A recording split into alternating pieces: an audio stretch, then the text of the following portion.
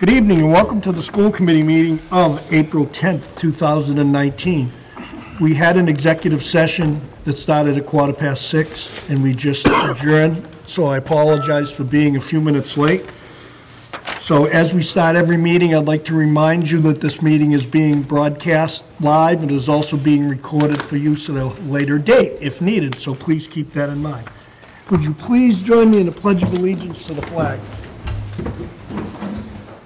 I pledge allegiance to the flag of the United States of America and to the republic for which it stands, one nation, under God, indivisible, with liberty and justice for all.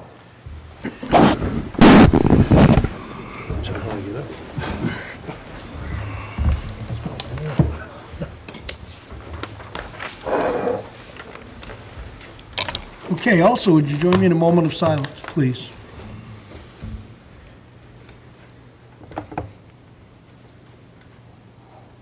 Thank you.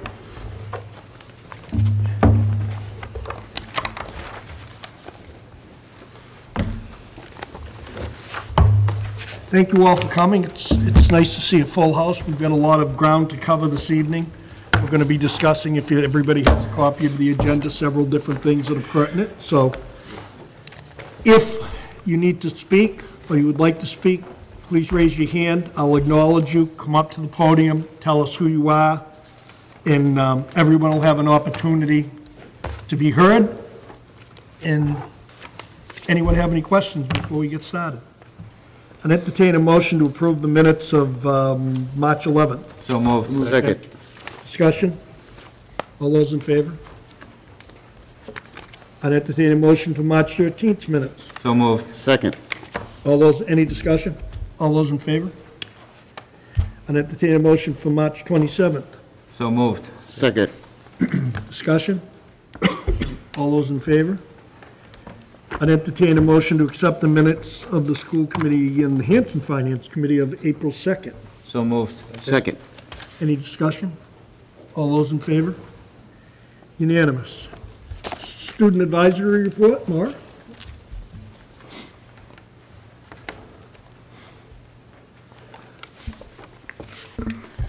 Hi. So Thursday, April 11th, tomorrow will be an early release day for the high school only so that afternoon and evening parent-teacher conferences can be held. You can sign up with teachers through the Infinite Campus portal.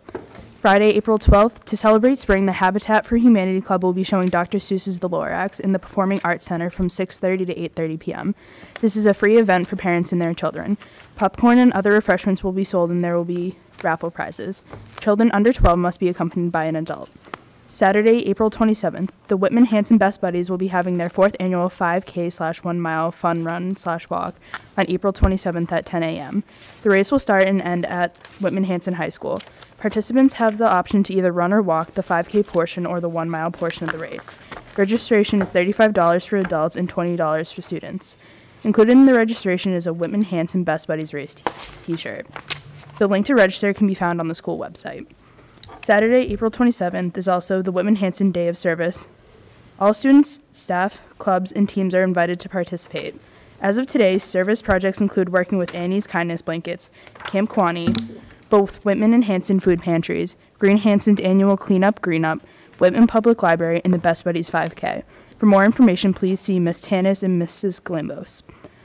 For Duval, Tuesday, April 23rd, grade 3, 4, and 5 will be having their ELA MCAS. Friday, April 26th, the PTO is holding the annual Fun Day T-shirt contest. Due date for all submissions is Friday, April 26th, and you can pass designs into the PTO box in the office. Please write the student's name and grade level on the back of the design in pencil. The top pick from each grade will be on display until Tuesday, April 30th, and voted on by the students. The winning creation will be on their Fun Day T-shirts. The rules are that all creations must be submitted on plain white paper and drawn in black ink or by a skinny black Sharpie. No shading or coloring, and all creations must be drawn by Duval students. Thank you, Maura. Does anyone have any questions? Thank you. That was a lot of information in a short time. Thank you. Superintendent's report. First in your packet, we have the North River Collaborative Report. I think this might be one of the easiest things we have to do tonight.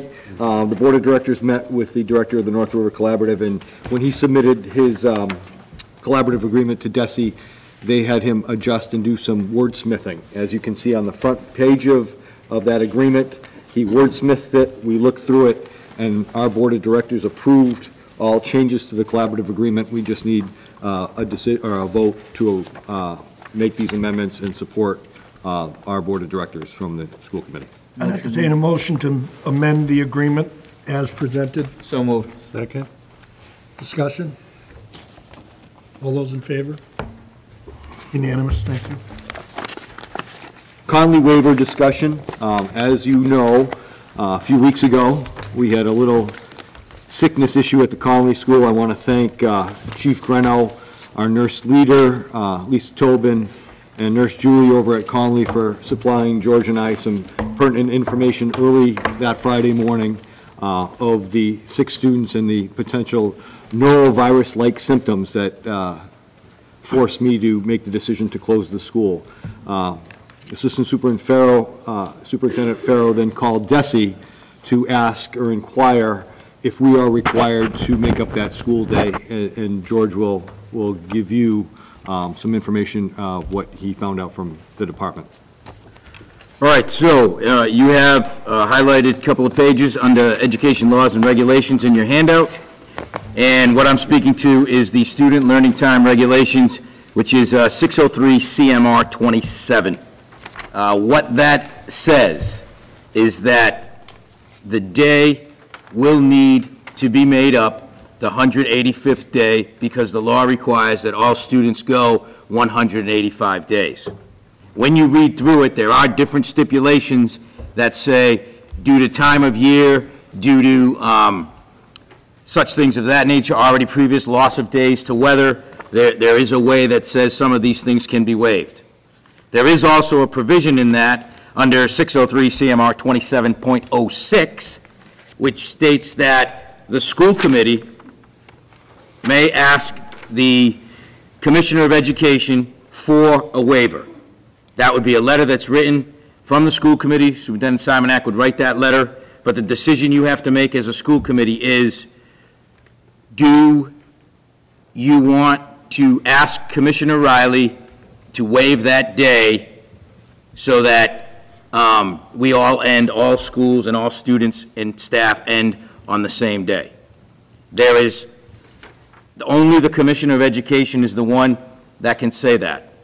I would give you another piece that it will cost approximately $2,800 in busing in order to run the buses for that day for Conley for the half day. There will be no kindergarten, and for the run will be half day only, because on that Thursday, the Conley School would go a full day.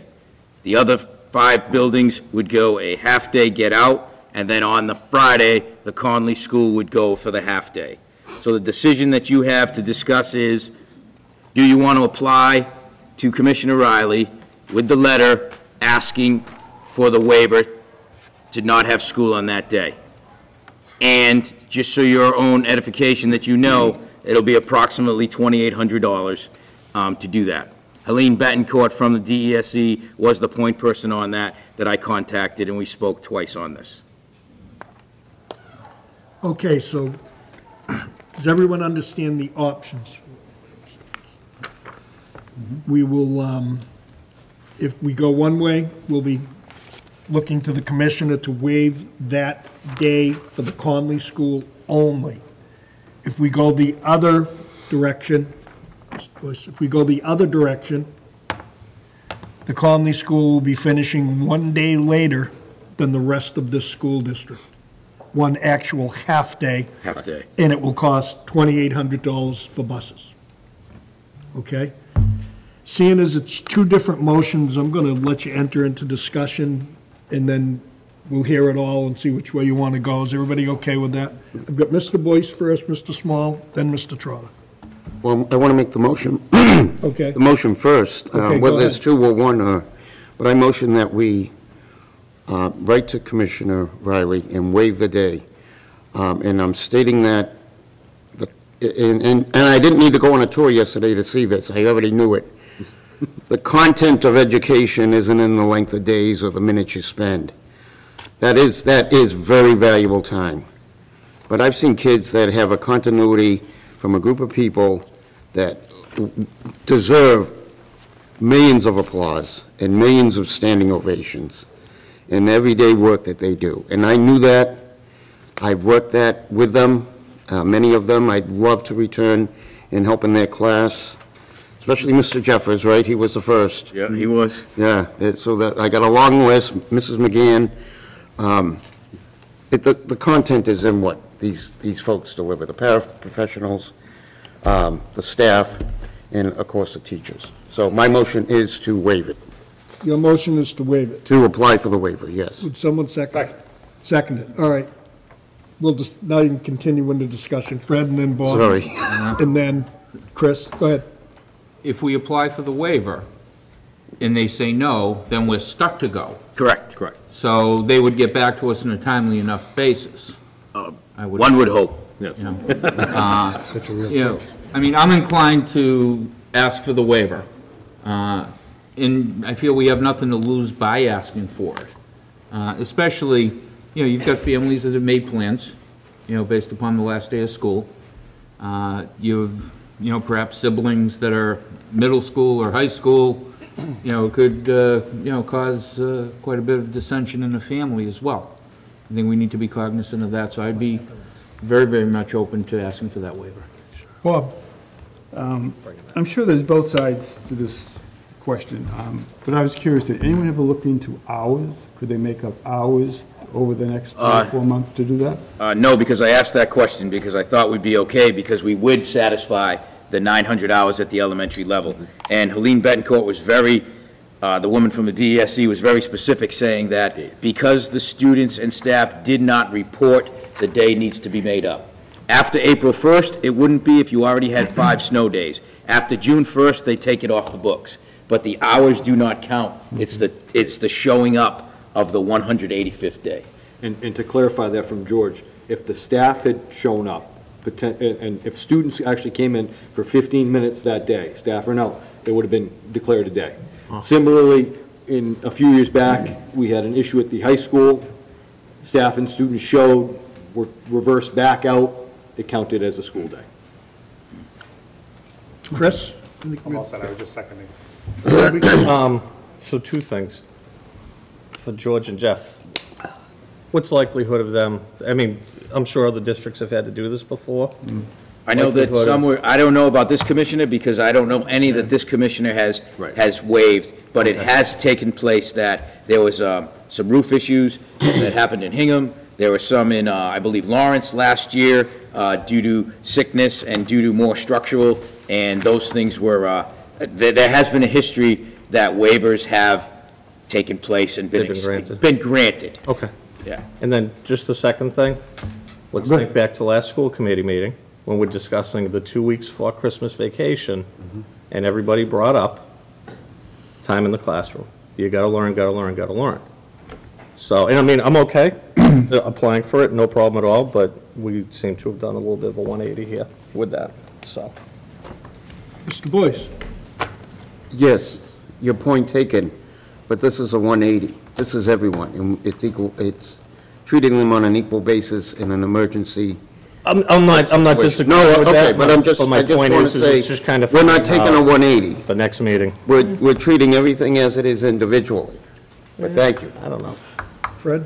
I think there's a very large difference between what goes on in the middle of the year in the classroom in January and what goes on at the last day of school or half a day of school. I disagree with you because, and again, we can debate this forever, but talking with my son, who's a high school student, I'll throw him right under the bus. You know, like he said, he goes, well, it's okay, we don't go back for that, but he goes, how much do you really think him personally, are going to do for those 2 days? You know, I'm gonna wake up late, hopefully get in on time, not get detention. I mean, and again, I'm not against any of it. I'm not against bringing them back early or anything like that. I'm just making the point, time is time, and I'm all for, especially saving money, because we're in a budget crisis to do it, but I'm just making the point, that's all. I'm not Mr. against it. Jones? Any time frame on when they'll get back to us? To be honest with you, it doesn't say, but I would assume that I would call Helen because she gave me her direct line. We seem to be friends now, that, that I would let her know the day we submit it, and then I'd ask her those questions and could update you. If you approve this tonight, I'll have the letter tomorrow, we'll get it out on Friday, and then George will pester Helen and say, we need to know, because we have families that need to plan. So, you know, I'd like to know after April vacation from Desi, it's not a week for them, it's a work week. Yeah. I'd like to let families know within the next couple of weeks. Mr. Chairman? Bob? Have there been any cases, I know the commissioners knew that, let's say in Sonode Elementary might have been called off and secondary came, any of those cases, would they have to make up school then as well, are the elementaries, do you know, is that, you know anything about that? Not with Commissioner Rowley. Rowley's the first year. He's much more vocal. He'll let people know pretty quick, but we have no history. Okay. Anyone else? Kevin? You good? It's nothing like I guess there's a couple of things. I guess, first of all, would there have to be any type of medical documentation or something from the Board of Health, or, you know, that would get it to the top of the list? No, all she said, under the regulations, you, because we're at the point where you would have to make up the day according to the regs, the letter would state that due to neuro-like symptoms and viruses, we'd state how many absentees were there, and then we'd say it. We'd also then state that the reason why we're asking for the waiver is also a financial one. So we'd play it off, we would write the letter in that fashion. Yeah, and I guess the other thing too, and again, trying to talk about, you know, balance and equity in a sense that you would have a group of folks that, you know, I guess work the last day, right? So you try to balance that as well. So that's it. Okay. Anyone else? Okay, I have a motion to send a letter to Desi and try to get a waiver for the 1 day at Conley, so everyone can end school at the same time. Is there any further discussion? Yeah. I guess we just have the commission make the decision, I guess, see what he says. That's, you know, that's what I feel. And this will allow the commissioner to render a decision and get back to us. And I'm pretty sure they're going to do it in a timely manner because it's approaching. So, any further discussions? All those in favor? Give it a shot. Unanimous. Thank you. Could be the first ones. First ones to tick off the commission. Next on the agenda is the regional agreement discussion. I was going to turn that over to you, Mr. Hayes, as far as regional agreement.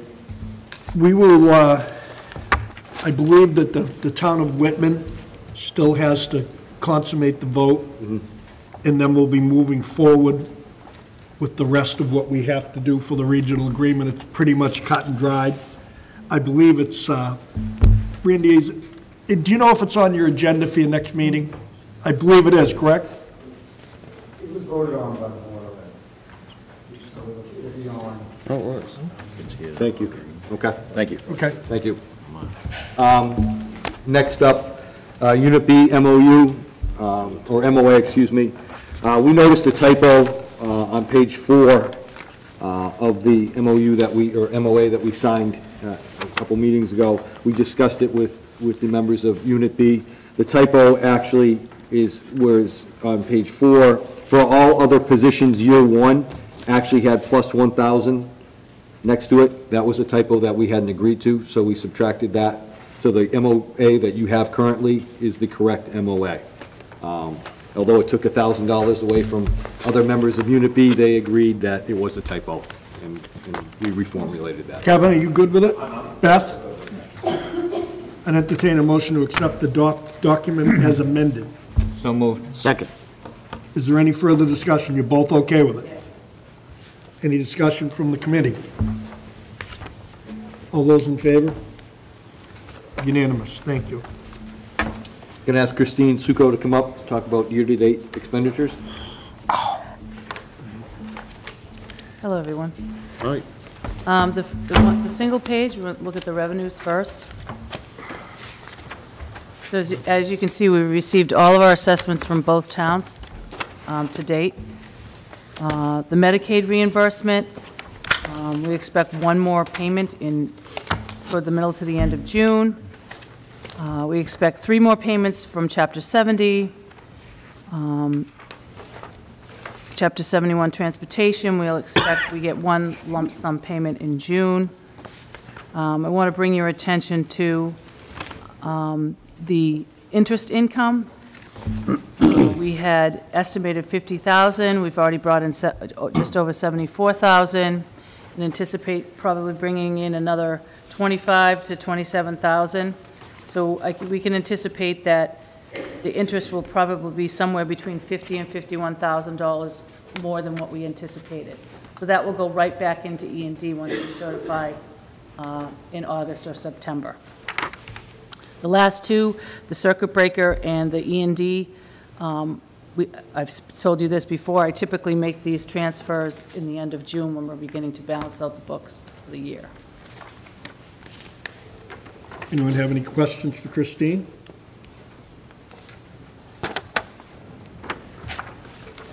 The next set of documents you have are the year-to-date expenditures.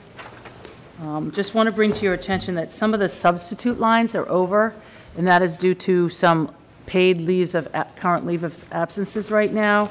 But then if you look at some other schools, they still have money in their substitute line. So hopefully by the end of the year, those all accounts can offset each other.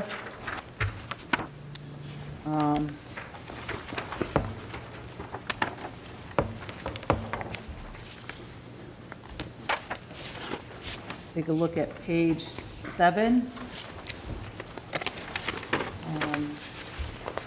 Towards the middle of the page, tuition to other schools. That is an increase over what we budgeted due to recovery high schools. That we did not know that the students would be participating in there. School choice. Looks like we have additional children that choiced out. In 18, we had 18.2 students, and currently right now in 19, we have 17 students. I believe 4 or 5 of those students choiced out to another school so they could be at full day K, and some also went to the TECA, which is the online high school program.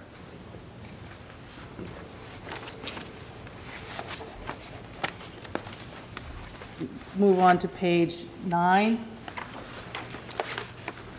Same concern that I had at the last meeting, special education costs. We're over in the contracted services piece, the legal, sped legal, special education transportation, special education tuition. So currently, right now, as of this morning, we have a deficit in special education of $618,000. Also on that page, if you look down about 3/4 of the way down, you see the McKinney-Vento, which is our homeless. We are currently running in a deficit of just over $8,000. Those are my concerns as of today. Does anyone have any questions? Anyone have any questions for Christine?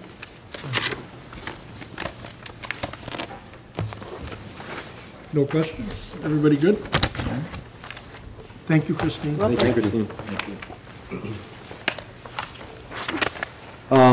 As we move forward to fiscal 2020 and the budget, I'd just like to update the committee on some of the meetings that I've had in both communities, conversations, and where information that I can present to you is where they stand. I met with Hanson FinCom a couple weeks ago. Some of you were at that meeting. Good conversation back and forth. Hanson FinCom told us they were earmarking a 6.5 assessment for our schools at that meeting. A couple of budgets floated around in Whitman, Article 2 budgets with department heads. I was involved in conversations with those department heads. It looked like we went from a 4% assessment from a FinCom meeting to a 6.5% assessment that was discussed at the Whitman Selectmen meeting last night after some, I want to say, interesting discussions back and forth. I was able to speak on behalf of the schools and give the Whitman selectmen and the folks and FinCom an impact of what it would mean for a 6% or 6.5% assessment to our budget as far as staff. But before I go into that impact on that, one of the challenges that I presented to at the department head meeting and then at Whitman Selectmen last night, and something I didn't present to the Hanson FinCom, was the assessment or the increase in the overall budget for South Shore Voc Tech. They asked for a 3.1% increase to their overall budget, which was approved by both towns. If we were to get a 3.1% increase to our budget, that would be an 8.5 assessment to both towns. I'm just asking both towns to treat us as equals. There is a difference in per pupil expenditures from both towns, or for both schools. Currently, right now, for Whitman-Hanson, we are spending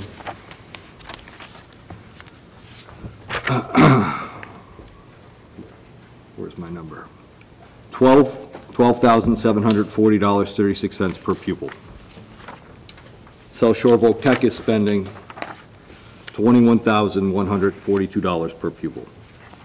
If we include our special education, our per pupil expenditure goes up to $13,385.66. South Shore Voc Tech does not have any out-of-district placements. That's the difference. They received a 3.1% increase in their budget. We did not, or we do not at this point. We have a 6.5 on the table.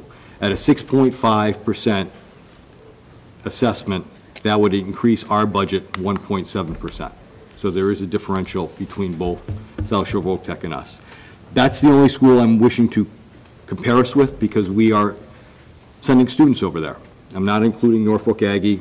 A small amount of our students go there. But for this committee, I don't see an apples and apples type of situation. I see an apples and oranges type of situation.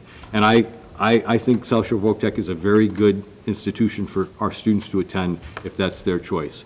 I just want equal footing as far as finances for the teachers that I employ or that we employ as a district and for the students that decide to stay here. You know my concerns about students leaving for charter schools if I lose staff. You know my concerns about students leaving for choice if I lose staff. And you know my concerns about students coming here for school choice if we lose staff. As I shared with the Whitman Selectmen last night, I'll share this publicly with us today.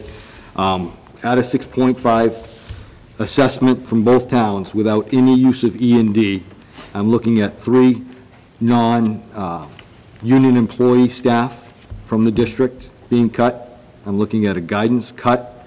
I'm looking at elimination of foreign language at the middle level. I'm looking at 3 elementary duty aides.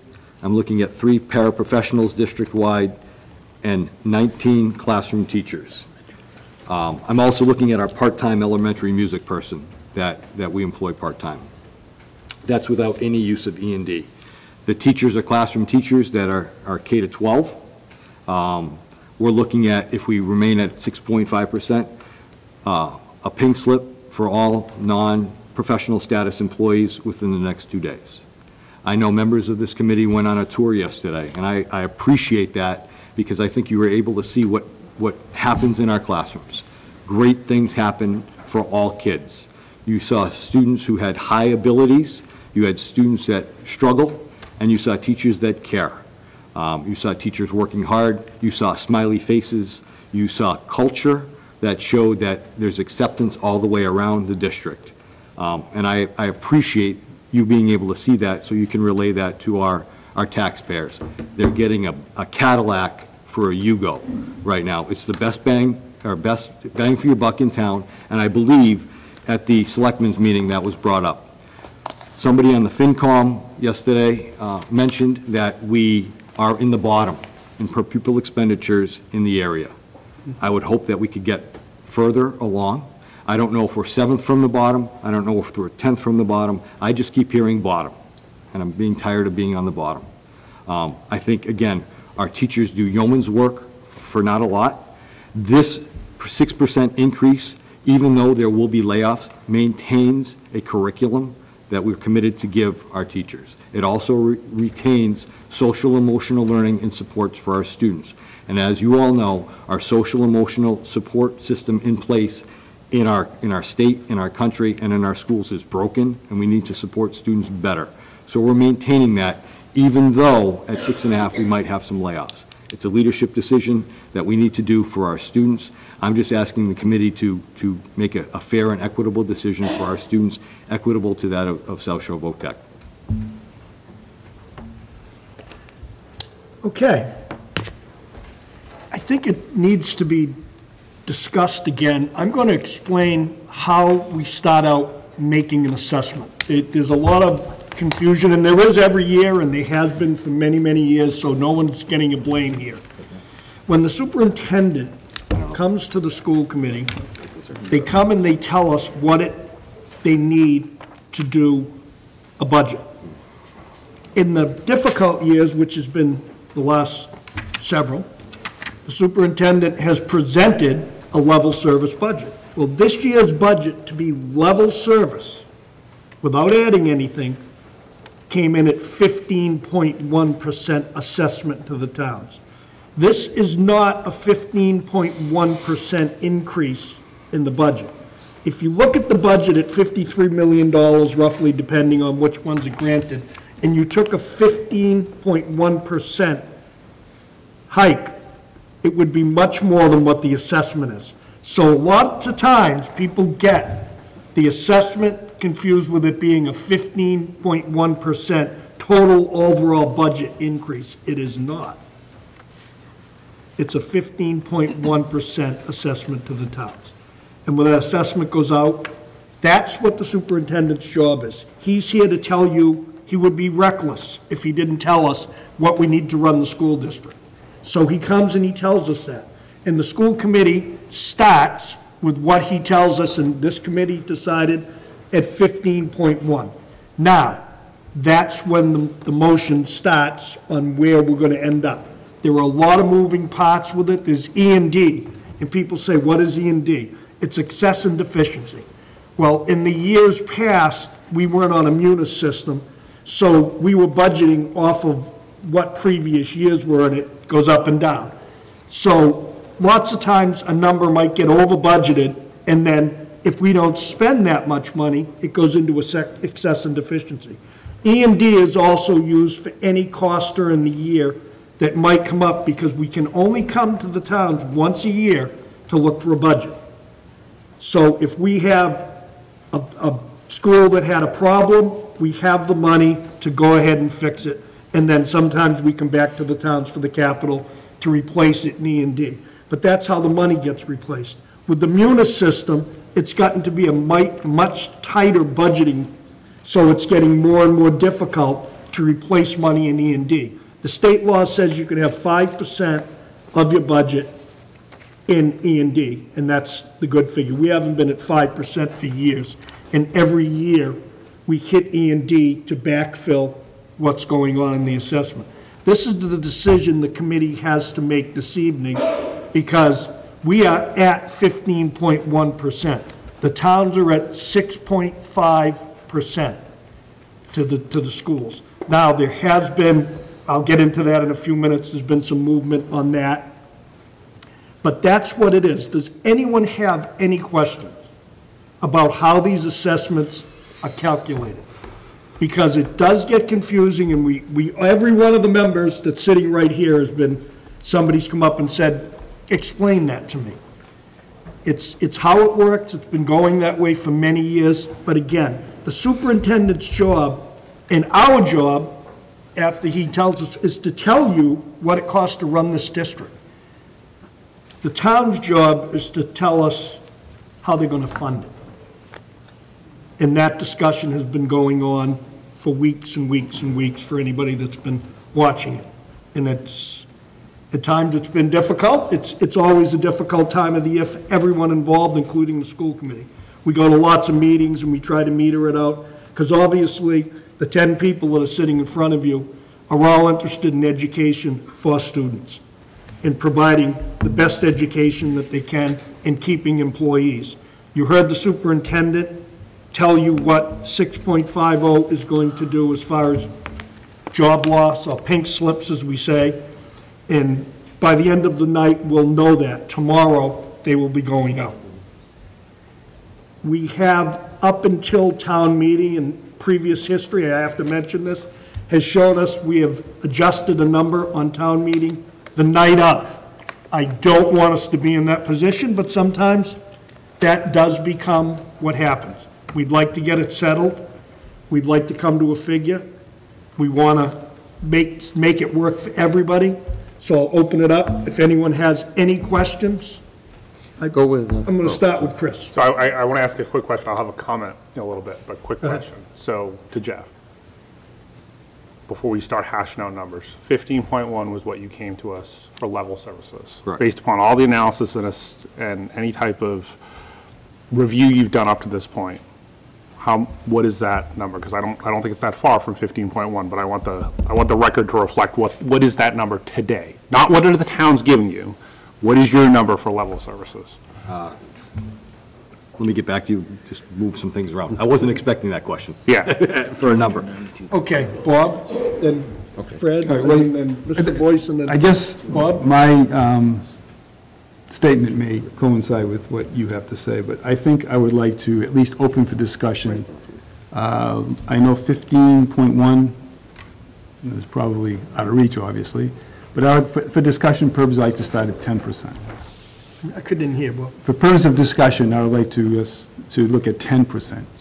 You're making a motion to, Not necessarily a motion at this point, but a discussion on 10%. Okay. If you would like me to make a motion later on, I would do that, but. Okay. I'd also like to see what. yeah, So I have that. It is here. I just wasn't expecting any Yeah, questions. sorry. So our total budget, Okay. what we'll be looking for as a total budget is 53,270, 534. That's after we cut the 290 at that last meeting. So 53,270, 534. That's 15.1. So it's still 15.1 that's what I'm trying to flush out. Before, Correct. I hear you, what you're communicating from the various town meetings, Yes. but that's what the towns are saying they can afford. That's a big difference from the administration saying. Correct. That's what we need. That keeps. I want that to be everything very clear. intact that we presented to you, minus the 290 that we took away from a leadership standpoint, from legal, from supplies, from everything that doesn't live and breathe. Then we get into living and breathing and other things. Okay, thank you. Mr. Boyce. Just want to ask the superintendent, you mentioned last night, or maybe it wasn't part of last night, but in your analysis, that 8.5 or 8.3 number for equity going along with VOTEC. Was that brought up at the meeting last night? Obviously, that wasn't focus of last night's It was meeting. brought up to the town administrator and two selectmen on Monday Okay. at a department meeting with the department heads, and it was brought up at the selectmen's meeting last night. It was, and what was their kind of discussion outcome about that? I mean, they can say, yeah, we want to be equitable. Is anyone firm on? I wasn't part of the discussion. I Okay. presented. Yeah. I don't know if Mr. Small wants to comment. I don't believe there was any discussion around that 8.5.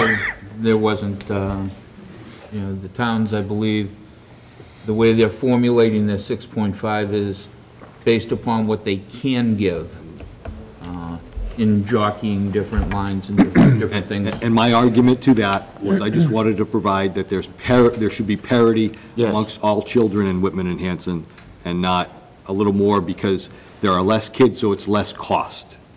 That was my point. Right. And I just wanted it for the record last night. That's a good way to say it. Thank you. 1 second, Fred.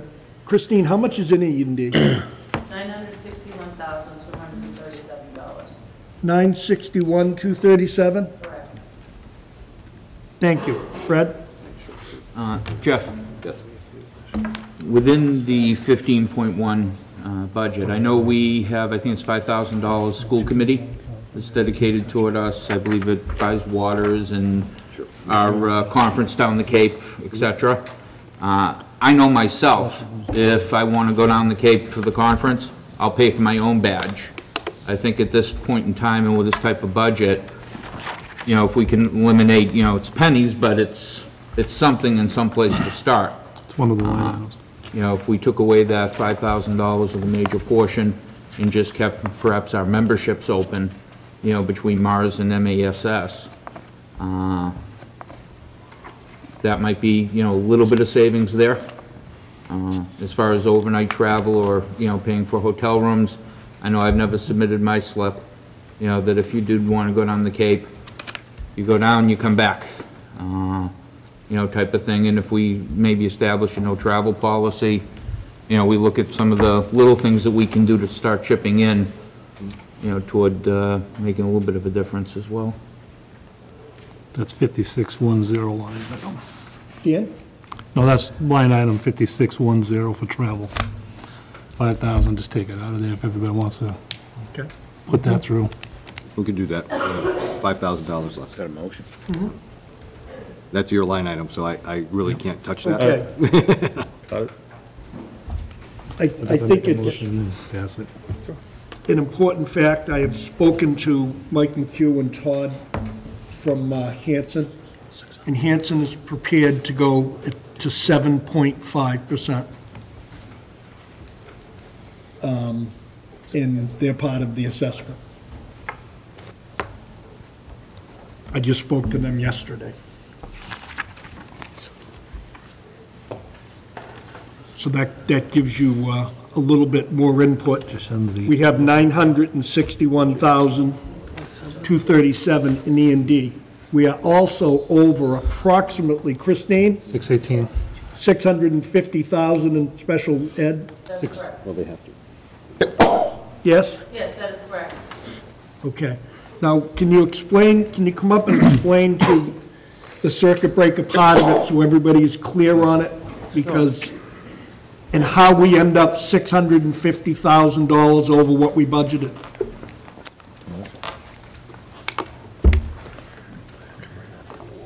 Because we had a couple of out-of-district placements, so that makes the tuition goes up. Also, that would also increase the transportation, because if they're going out of district, so we're paying the tuition as well as transportation. And then the contracted services as well is up for different needs, the needs of the children that are in the district, whether it's OT, PT, evaluations. So all lines are up. And the legal account is up as well, with anticipation of the different, are they called hearings, Jeff? Yes. That So if you want to look, I gave you a handout showing a little pie chart of your increases over the past couple of years that are unanticipated. And you've seen from 17 to 18, to 18 to 19, to 19 to 20, which is our estimate for next year. Sped costs are up tremendously in tuitions. In transportation fluctuates, but it's up, something we couldn't anticipate last year. And contracted services fluctuate. I have a firm belief if we establish some of the programs that, you've seen some programs yesterday. I think you saw most of our sub-separate programs in the fact that we're going to establish new programs next year within this, even within the 6.5, to help bring some of these children back. But those are unanticipated costs, which puts us in a spot. We could be in a better spot. We could be overestimating on tuitions for next year. That's my hope, and that would help us out, or it could go more. I'm hoping the trend, because we now have some stability upstairs in our special education department, and some solid folks looking at some long-term aspects of keeping kids in district. I hope that solidifies it. But it's a wild card, and as I presented that again at the department meeting and at the selectmen's meeting, if a student moves in or moves out, that can impact us tremendously. One student. Just so the people in the gallery or the people that are watching that don't have this chart, in the 2016-2017 year, it was $2,500,000. In 2019-2020, it's $4 million. For out-of-district placements. And I think for people, Jeff, that are maybe not here, or some of the people in the gallery, can you explain what out-of-district placements and residential? Sure. And when we keep a certain group inside, how it impacts the costs? So there's all levels of special education, from inclusion, special education, where students are in a classroom with a general education teacher, and they're servicing that student with a general IEP. An IEP is an individualized education plan that's written for each individual student, and teachers are liable, personally and professionally liable, to make sure that what's written on that IEP is given to that student, or that services are received. Let me back up and talk about the IEP process for everyone. It's a team process. It's not the school dictating what goes to a student. It's not a parent dictating to the school what they need for their child. The team consists of a teacher, a general education teacher, a parent, potentially a student advocate for that student, a building administrator, and a special educator. Teams can grow and they can shrink. There also may be, if it's contentious, an attorney for both sides. That's the team process. So an IEP can go from needing extra time on an examination to an out-of-district placement residential, which means a student might actually live and reside somewhere away from home where they're receiving education services and services out to maintain their general well-being. There is a process. And there's usually 3 levels once we get out of district. We're members of the North River Collaborative. You just signed off on that agreement. Various collaboratives where students will be transported from their home to receive education outside of what we can provide in our school. What we've seen recently is our collaboratives aren't able to fulfill the IEPs of some of our students at this point. What we're seeing now is trending more private institutions whose costs are more than our collaboratives being able to service those students. And at worst, and I don't know worst for us financially, but for the betterment of that student, we're seeing some students being placed in residential because their living environment at home, parents can't take care of that child, and the educational facility is giving that child the best experience. What we've seen in the past, over the last 10 or 15 years, the state has cut back on facilities, state-run facilities, that some of these students might have been able to reside in or receive their services. Now it's coming back to our taxpayers and our towns, and that's why, as a superintendent's association, we've hit with our legislators to say, we need some relief, not only from the circuit breaker aspect of reimbursement, but the transportation aspect of reimbursement, because Mr. Hayes hit on the tuitions, but our transportation, which is zero in reimbursed from the state, is exceeding what we can afford as well. So that's special education in a 5-minute or 3-minute nutshell. But what we need to do is provide a service for each individual child who qualifies for an IEP, and it's not, there's a specific process for that. It's not just, hey, my student doesn't do well in reading, so I want him to have extra help, or if I want him to have a one-to-one paraprofessional, or if I want him in a sub-separate classroom. That's not the process. It's an extenuating process with testing and assessments.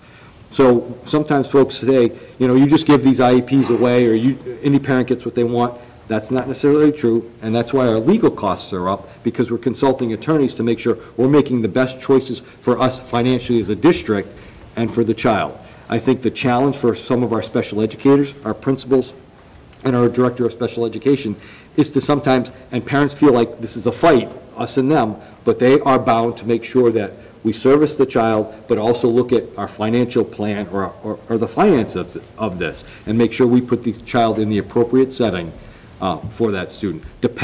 Not dependent on finances, but for that student. And again, George just highlighted, we have to make sure that they're in the least restrictive environment. So we always start at the school level before we just jump to an out-of-district placement. Would you say, Jeff, that IEPs are up 20%, 15%? I know it's hard to hit an exact number. And I think we were at a conference with one of our attorneys, Jenny Tate, if you guys remember Jenny from a couple years back. Yes. She said and this was 5 years ago, IEPs and 504s would be up 50%. And that's pretty much where we're going. And it's not because of the need. There is a definite need. It's not just because of fluff or every parent wants their child to have something or an accommodation. There's a definite need. Students are learning differently. Students are emotionally challenged differently.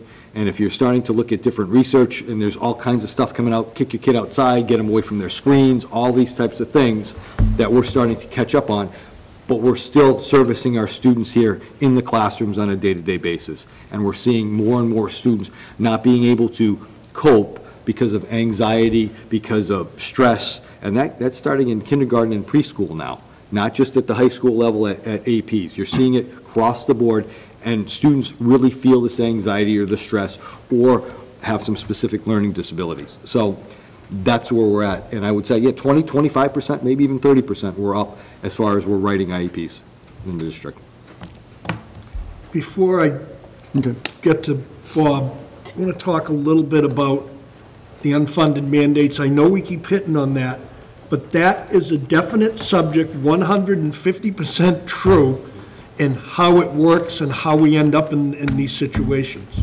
So we're, as I presented in our first budget, we're not reimbursed for over $5 million in underfunded and unfunded mandates. Special education is one of them.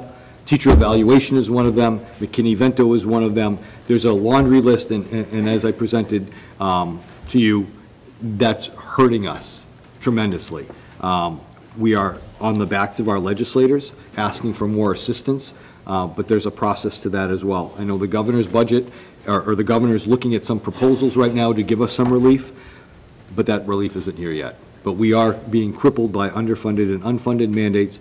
That's not only us, it's the town of Pembroke, the town of Plymouth, the town of East Bridgewater. They've all come forth to their school committees and have said their budgets have increased legitimately, significantly, because of underfunded and unfunded mandates. And I'm primarily looking at special education because that's the biggest bubble that we have right now.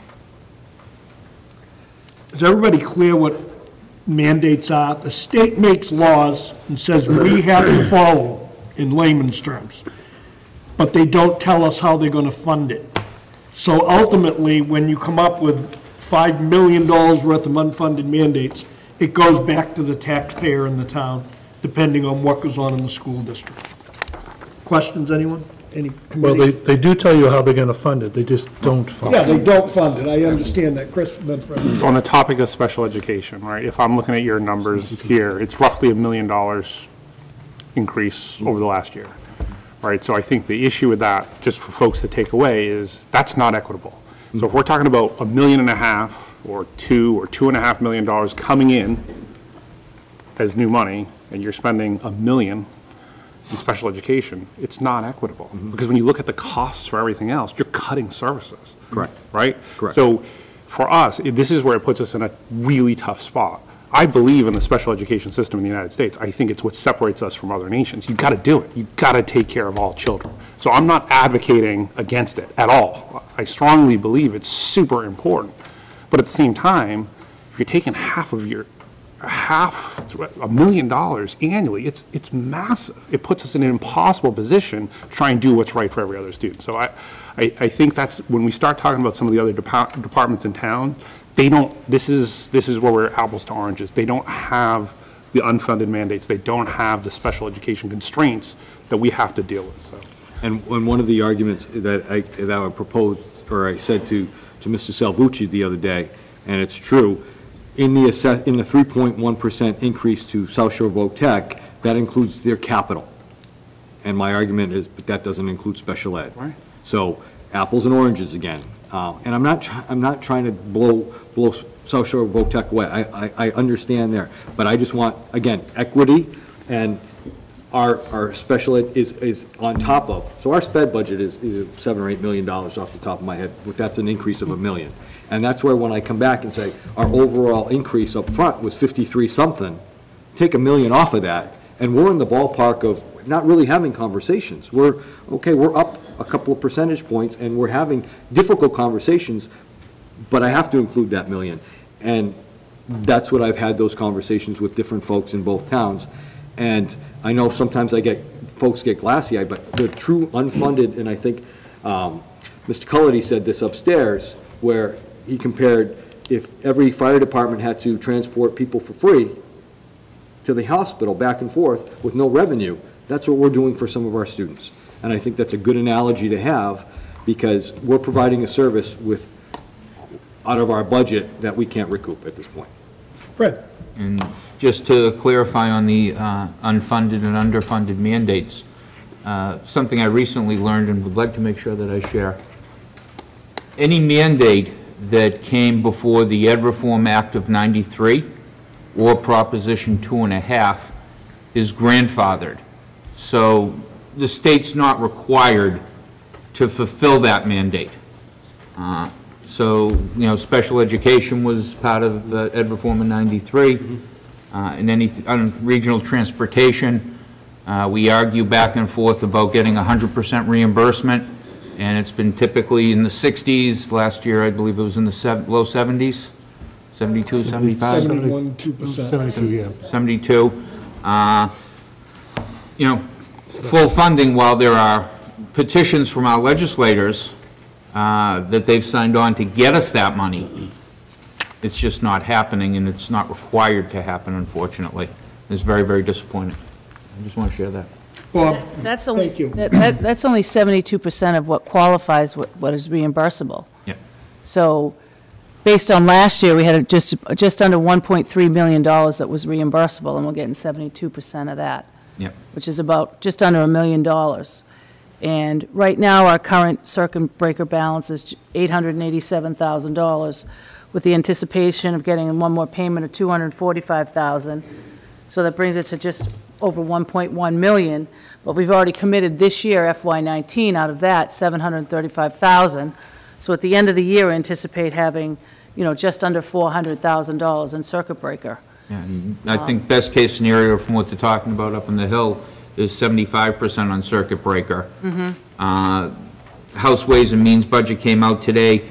There's a slight increase in regional transportation in their budget of about 5% maybe. Yeah, about 70,000, We'll take it. Yeah. right. We're hoping it gets better. Yeah, we hope Senate does a better job, and we're watching the amendments right now, so. Per pupil. Bob, The reason that I suggested to begin the discussion at 10%, which I think are four critical areas, and Jeff spoke about them, as I draw them down before he did, is number one, the importance of class size. You know, if you had 25 students, particularly in elementary school, that's, in my opinion, that's kind of max. Anything beyond that becomes problematic. I think you also have to take a look at the number of students who may be on IEP slash SPED students, and if you eliminate a good number of paraprofessionals, then I think that increases some problems you may have on the individual learning part in a regular classroom. Most classrooms today probably have a paraprofessional in there because of the makeup of the class. So my concern is if you start eliminating or riffing the paraprofessionals, then it's definitely going to hurt class size when we start talking about the possibility of riffing non-professional status teachers. And I think that's a huge impact, and I don't think as a committee we can allow that to happen. So I'd be interested what my other members think of the 10% based on this critical issue.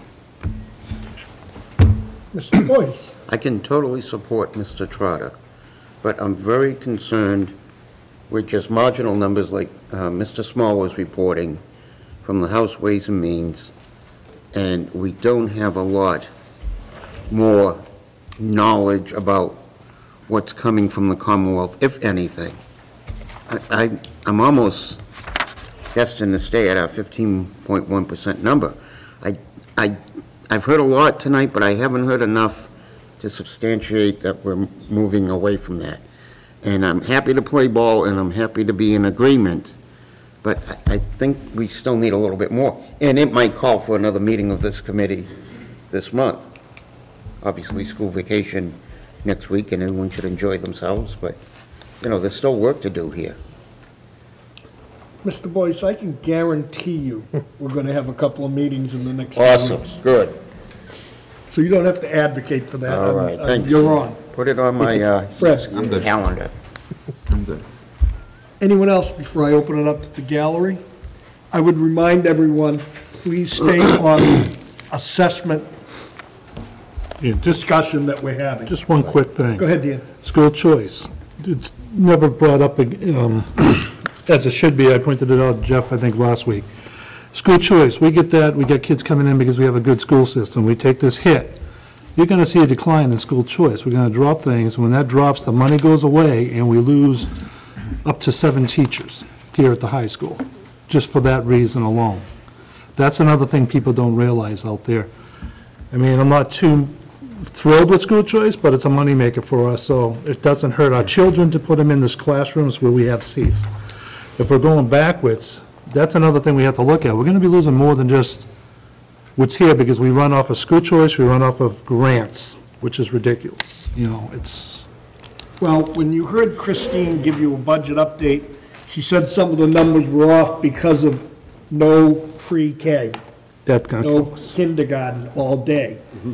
Once students go somewhere else, we usually lose them for the remainder, and that costs you also. So that's another subject for another day, but does anyone hear everything to add before I open it to the floor? Good, everybody? Anyone have any questions or discussions? Mr. Cath?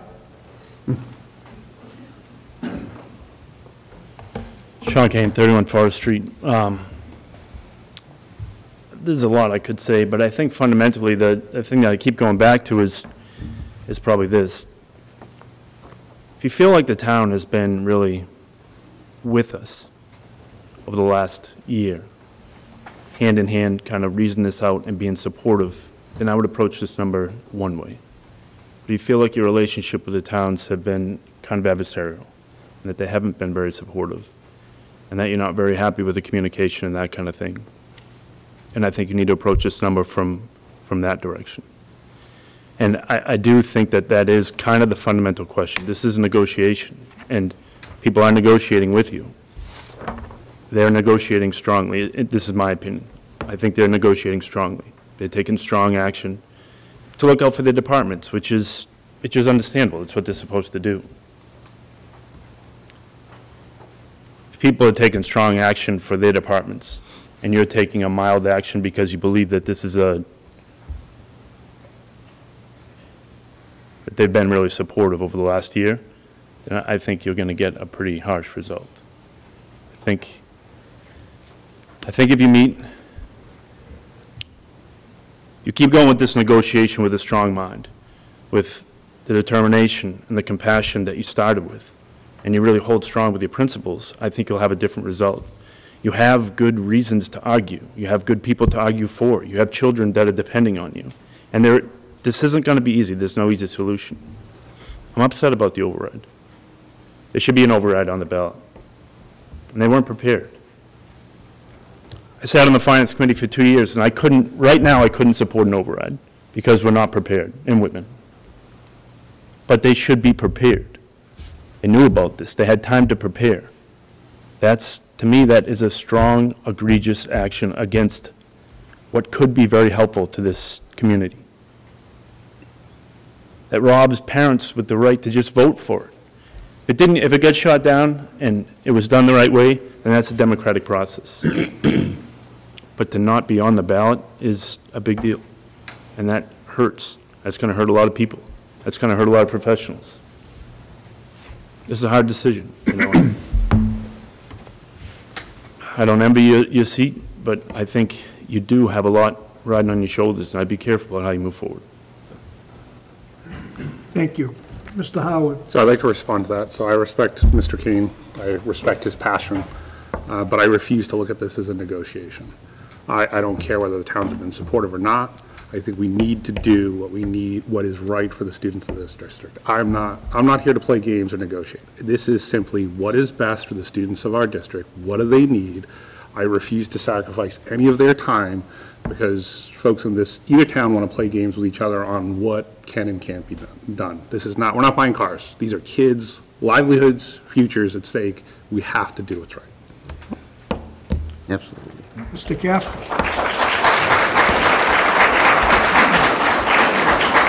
I echo, obviously, what was just said. I'd like to understand, though, for the process, and I mentioned this before, so there's going to be numbers thrown out, there's going to be back and forth, there's going to be talk of meetings.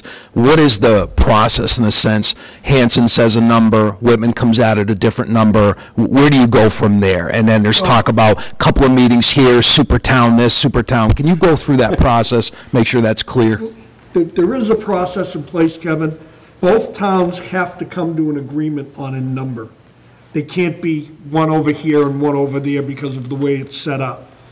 And there are other processes of, you could end up, if one town had one number and one town had another number and we couldn't come to an agreement, you could have a super town meeting here in the district. And and go that avenue. That almost happened once, but it got straightened out at town meeting, if I remember correctly. And so it can go right to the day of town meeting. I would rather not see that happen for the simple reason, and this is just me, myself, it leaves such uncertainty with employees in the district. It leaves them in the glitch of, what do I do? Because if you're an employee, one of the reasons there's a law we have to give out pink slips by a certain date is so they can apply to other districts. I mean, this is their livelihood, their job. This is what they signed on for. And when the funding isn't there, it has to be fair and equitable to them also. They have rights. And rightfully so, they should have. I mean, you know, that's what they signed on to. So there is a process in place, and hopefully it doesn't get to that, where, you know, you've heard different opinions here right on the committee this evening. And it's a very difficult decision that everyone here has to make. Because we have the town saying one thing, we have the committee and the superintendent saying another. We have people that are going to be getting pink slips tomorrow. And it's incumbent on this committee to make a decision. It's probably the hardest thing the committee has to do year-round. And the unfortunate part is, and I said this, I think, the other night, one of the I forgot, I've been to so many meetings, I don't remember. It's sad that a school committee should be talking about great things that go on in school and how to increase curriculum and how to increase this program and how to increase that program. And in the last 5 years, we're all saying, how are we going to survive? Do more with less. And we've been doing that, but eventually you get to where we are today. Fred? As much displeasure and difficultness, because I agree with everyone, we should be looking at different things. I think we also have to be cognizant, not what we want from the town of either Whitman-Hanson, but what can they give? And you can look at it 10 different ways as far as blinders on, it's all or nothing for ourselves and for our kids, and to a large point I agree with that. But at the same time, there are other folks and other departments and other people, and what can they give us? And were they prepared? No. Should things have gone different? Probably. But if we can, or if we have to, I mean, I'd be all for taking E&D money even to try and supplement different things and really preparing for the fall and having a proper override presentation showing the need to everyone to reset, and we'll take control of that ourselves and not rely on perhaps just the towns, but hopefully working in conjunction with them and with their support to have a proper override supported and have different levels that's not only going to bring us to where we are right now in looking for level services, but going back to that idea of a student success budget and really bring back programs and bring the things that our kids really deserve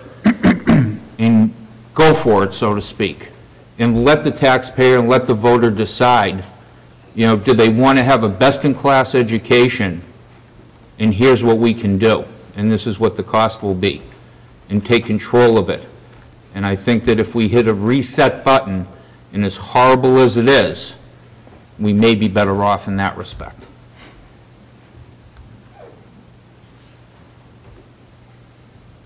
Bob? Well, I guess I'm willing to see if anyone on the committee has anything to say about a 10% assessment. Is it too early, too late? You want to stay at 15? You want to go below 10? I'm kind of interested in what my committee members feel. First and foremost, Mr. Small touched on, and I thought maybe he was making a motion, but he kept right on going, about E&D. I heard that mentioned. Before we go talking about assessment numbers, I think we should probably, and again, we should probably talk about excess and deficiency and where that's going to put us and where would that, what would that restore and how much we take from E&D. As I said earlier, I asked Christine in this, $961,237 in E&D.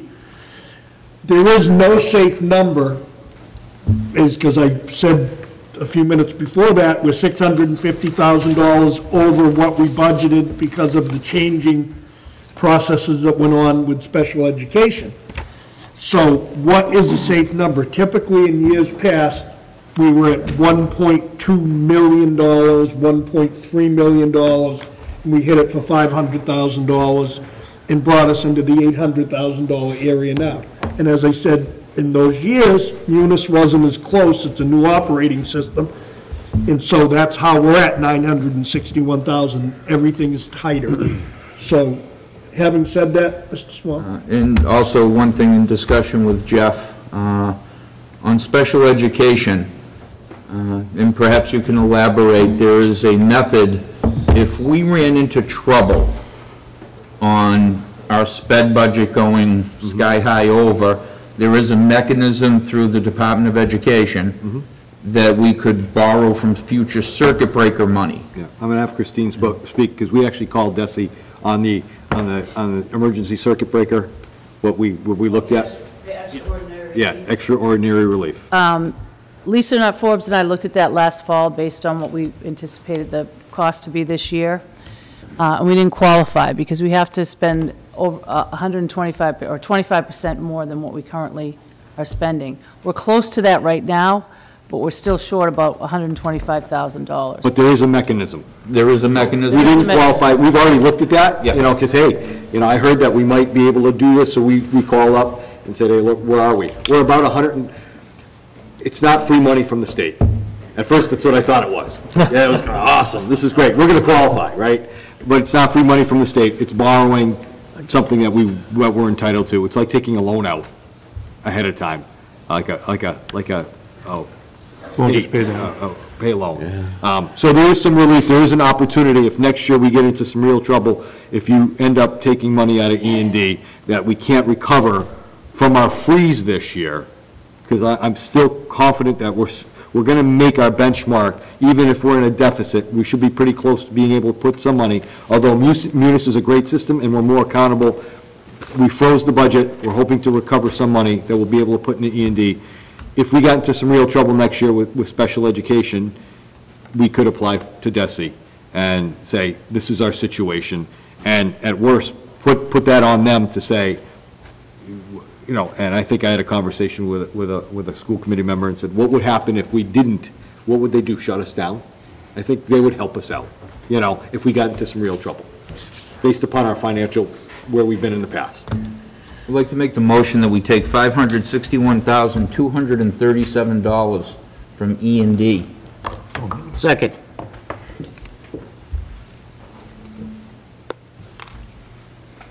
A motion's been made and seconded to take out $561,237 from excess and deficiency, leaving a balance of $400,000.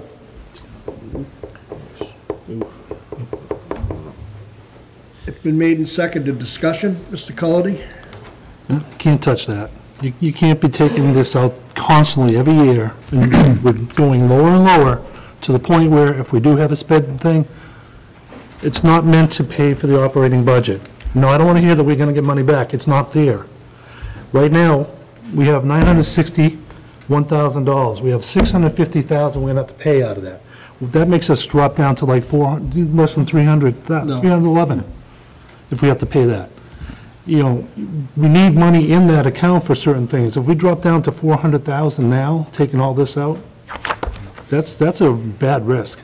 And also, doesn't our bond drop when we hit a certain level? Christine? Yes? The mechanism for the $650,000, you had discussed the circuit breaker part of it? Right, so in years past, what we've done, we've been a year behind with circuit breakers, so we know exactly how much we have to offset the next year's budget for special education costs. Last year, we were over $400,000 in special education costs, so I had to use additional circuit breaker beyond what was already committed to pay for, that came out of last year's circuit breaker. So currently, right now, we have just over $880,000. With one more payment in June, it'll bring us over to like 1.1 million. We've committed 430,000 to this year.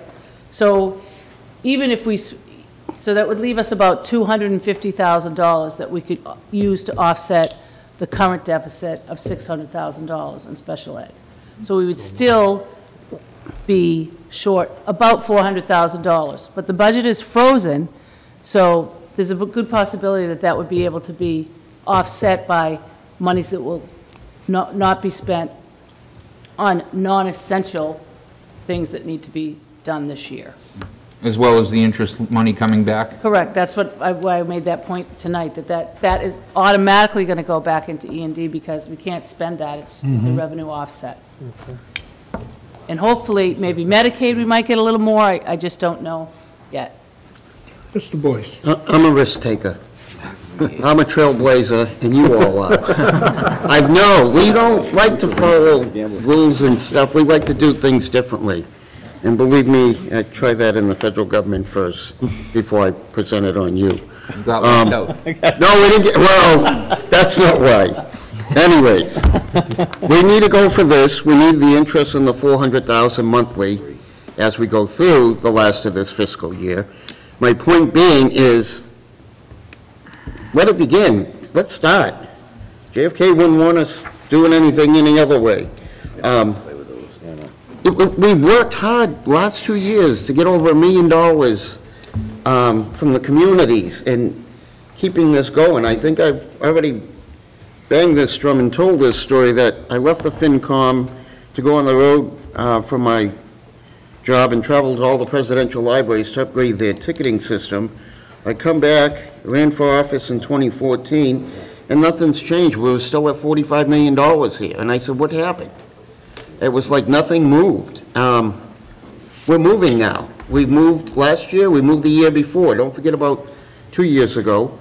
And we just got to keep going. So there's a start, 561, 237, plus the additional interest monthly. I want that compounded too. And no low rates, the best we can get. But yeah, no, I'm going for that. We're blazing a trail. Are you going to Foxwoods after the meeting? No. Listen, that whole Powerball thing doesn't work either. Keep your money in your pocket. You folks deserve that. Okay, Chris. So, Christine, don't go too far. So year-to-date budget, we're about 680,000 over budget in just special education, right? 630. 630. So 630. So what assurance can you give us next year that we're not going to be in the same position and that's not going to get worse? That's playing Powerball. I was going to say, that's a Powerball thing. Exactly. So that would be the answer I'd expect. Thank you. What goes wrong comes So my concern is, if we're seeing such an anomaly and such a massive increase in 1 year, what's protecting us in the future from significant anomalies, especially given what we're seeing in the classrooms, what we're seeing happen, and the trends that we're all seeing? So my concern would be similar to Mr. Cullity's. I'm a little, at this juncture, concerned with what we're doing on the E&D side. Fred? That's one of the reasons why I didn't say 900 and some odd thousand. But Jeff, could you elaborate on some of the programs that you're putting in place for next year that are part of this budget to bring things back into district? So we're just, there's just one right now, and we're keeping up some of our behavioral programs. We have some retirements that we're going to refill, hopefully. That's part of this issue too, depending on how we flesh this budget out. We do have some retirements and some resignations.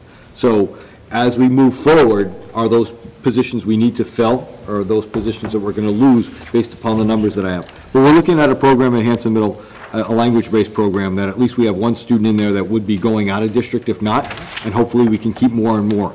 So that's starting based in these figures. We will keep moving forward with more special education programs based upon we are with numbers in the future. Have you had any discussions with other districts that perhaps the program for this one student might fit the mold of some other students? They don't offer those in our local areas. So it could be a tuition-based program for us in the future. But assurances, I don't have that yet, because more and more districts are going to look to do things in-house besides tuition kids out. But yeah, that's the goal. And I mentioned this at the Whitman FinCom meeting back in December. Sometimes you have to invest to make money, and that's what I'm looking at doing in our district right now, is investing what we have so that we can keep kids in district and potentially tuition in students. I think, again, the Cadillac, we do. I'm on the same page with Mr. Cullity. In fact, I'd like to offer school choice further to increase our enrollment later on at the middle and at the elementary, based upon the numbers that we have, if we don't cut. Because we are a desirable district, even though sometimes on paper it doesn't look like it, but we offer a great program, K to 12, pre-K to 12, and I think what you saw yesterday is just a little snippet of the day-to-day operations for us. So yes, I'd like to bring kids in tuition-based. We used to have that years ago. I believe it was in Whitman. We ended up cutting that out, and we ended up losing some money. But assurances that our sped costs are going to be under control next year, I don't have those assurances. I'm confident in our direction. I'm confident in our leadership, but I'm not sure of what can happen on a day-to-day for our students.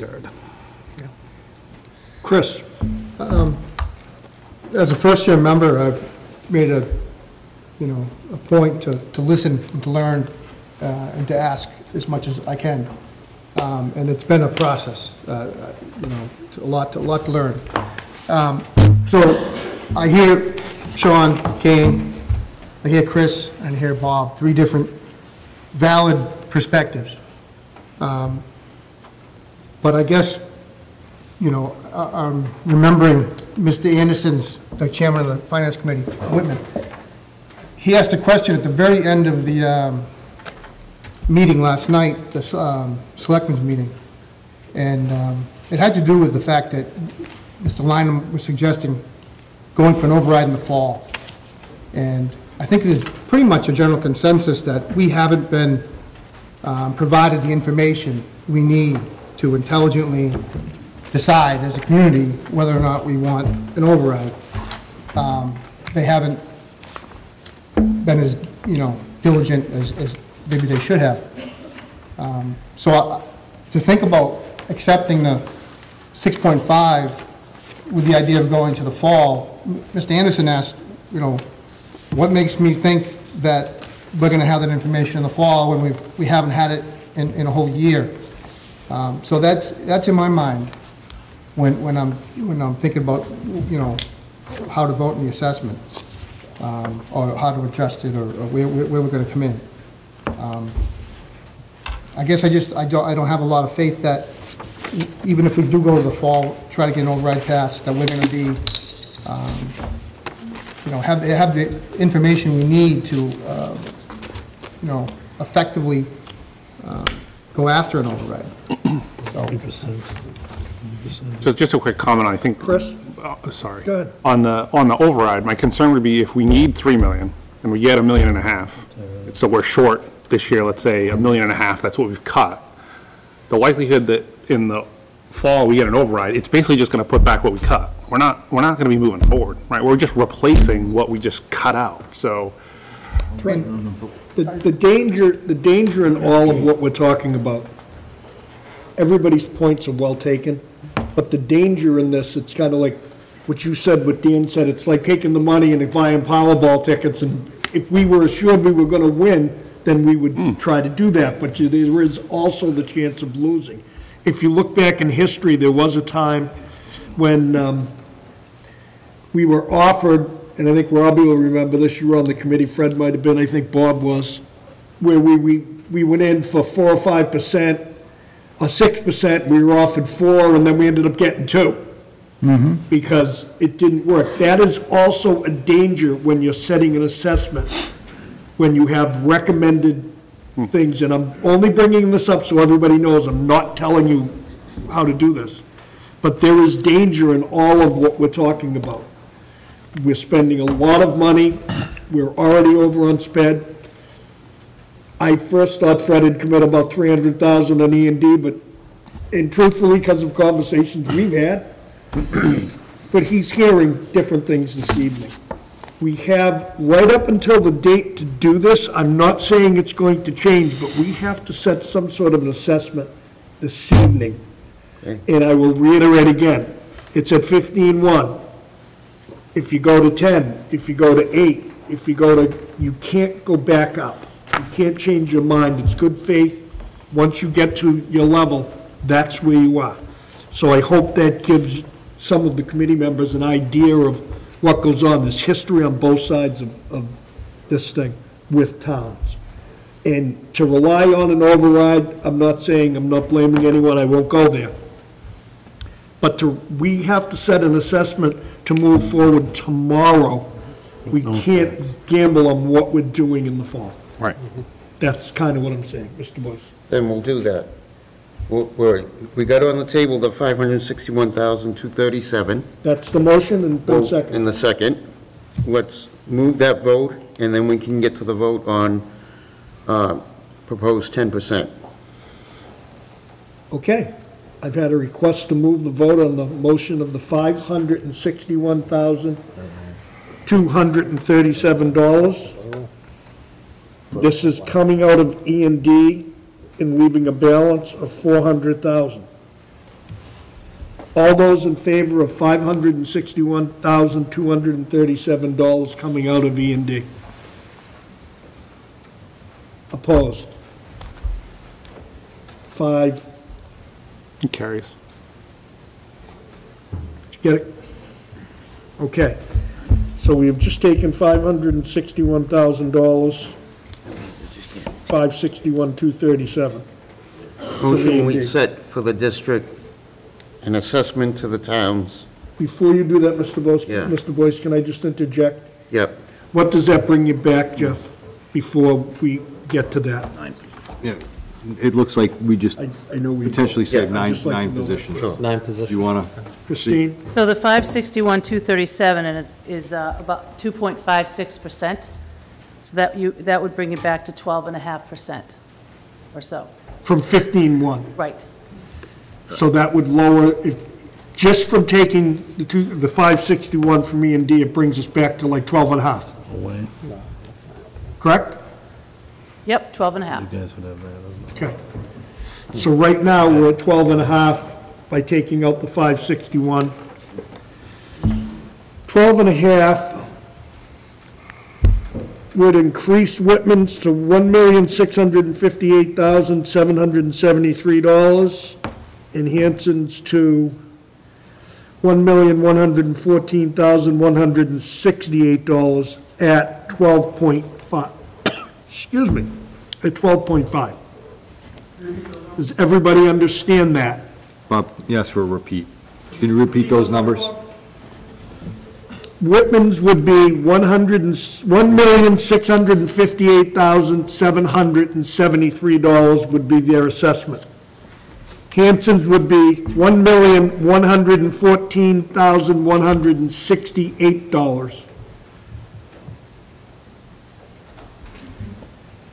Total assessment for Whitman with the increase would be $14,928,958. Total assessment for Hanson would be $10,027,508. This is on population. This is how these schools are funded, in case somebody's wondering how it is. It's a 60-40 split. It goes by student population. So that's why the numbers, if you look at it, that's the split.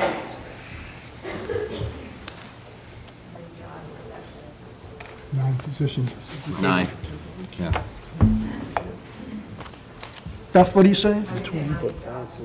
That's roughly, we calculate positions at about $65,000, give or take where people are at. So that looks roughly 8.6 where we're at, okay? 8.5, you said? 8.5, and you're listening to two history majors right now doing the numbers quickly. Depending on salary. We're doing the best we can. Depending on salaries, Beth, as you know. But most of what he talked about cutting was not non-professional status. So that's where we're at currently. That wasn't the motion that Mr. Boyce said when I interrupted him. I'm very sorry for that. That's okay. I have a couple of speakers from the gallery if you'd like to hear from them first. Would you like to speak? Leila Donovan, 81 Old Mansion Lane. Leila, can you speak up a little bit more? Sure. I'm getting a little hard of hearing. All right. No head, no, you know. I obviously appreciate the fact that we just saved 9 positions, but I want everyone to remember that that still means many positions being cut, and I don't think that's true across other departments in town. I'm not here to consider what other departments can do. I don't, if anybody here is willing to sacrifice because they want to think about the other departments, then you're at the wrong meeting. We're here to fight for the kids. We're not here to be considerate of the others. There's a time and a place for that, but right now is not that time. As I said, I'm happy that we just did something to save those 9, but we need to save more.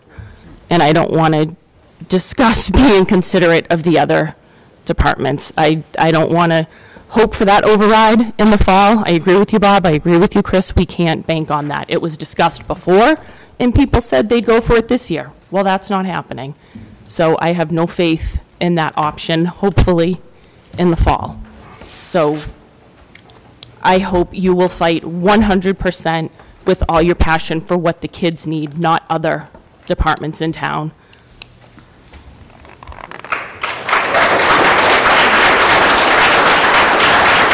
I know you've been very patient. I saw you there. When I saw you sit down, I'm like, Should I gotta I, get should her I up. not? My heart's pounding. I'm mad, sad, so many emotions. But along the lines of Leila, cutting positions. So you talk about cutting a paraprofessional. Paraprofessionals are paid not enough. Way, way, way underpaid, and they do so much work. Sometimes it's the mere work of one paraprofessional for, I don't even know, $20,000 a year, maybe, if they get paid well, that keeps a kid in district. So here we are looking at cutting these paras. Let me tell you, the next few years, if we cut these paras, there will be more kids going out of district at not $20,000 a year. Those are the things that we need to be proactive. If we cut these positions in the future, it's going to be way, way, way more money.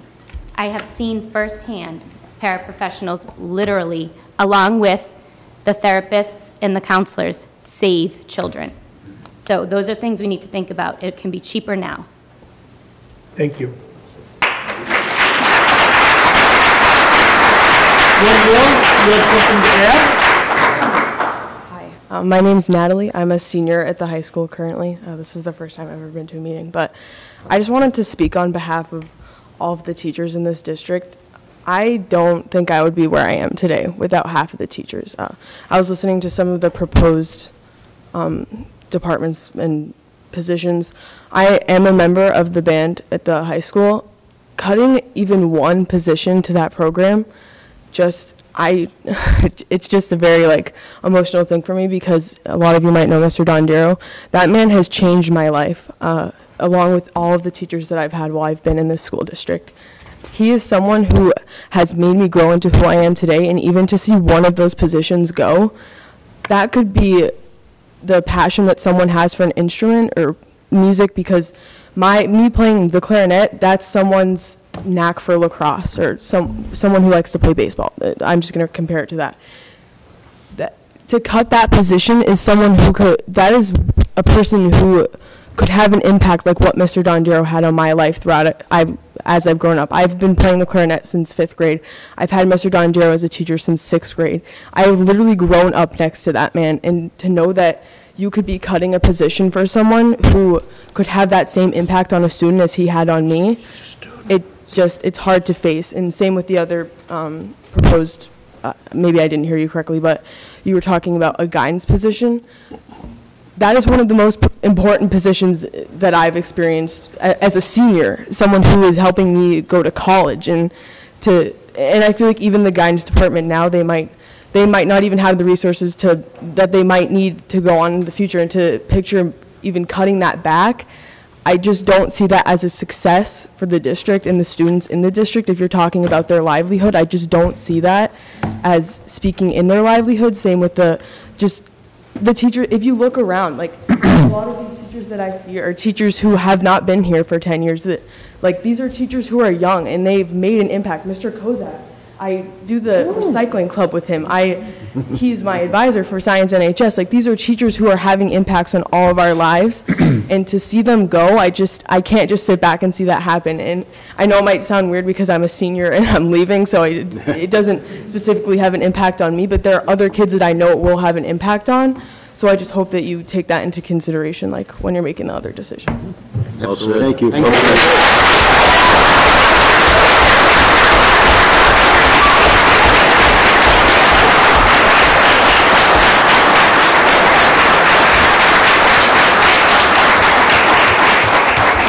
Those are the voices we love to hear.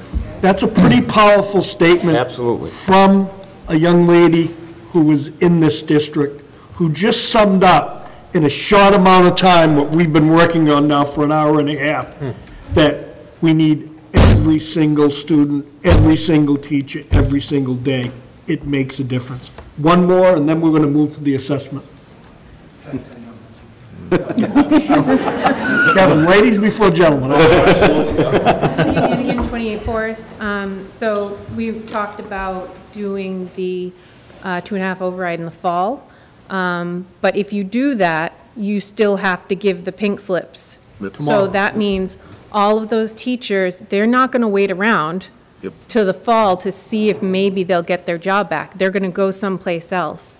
And I know some of the people who are on the chopping block, and they're amazing, and you don't want to lose them. You really don't. So I think it'll be a real problem. Thank you.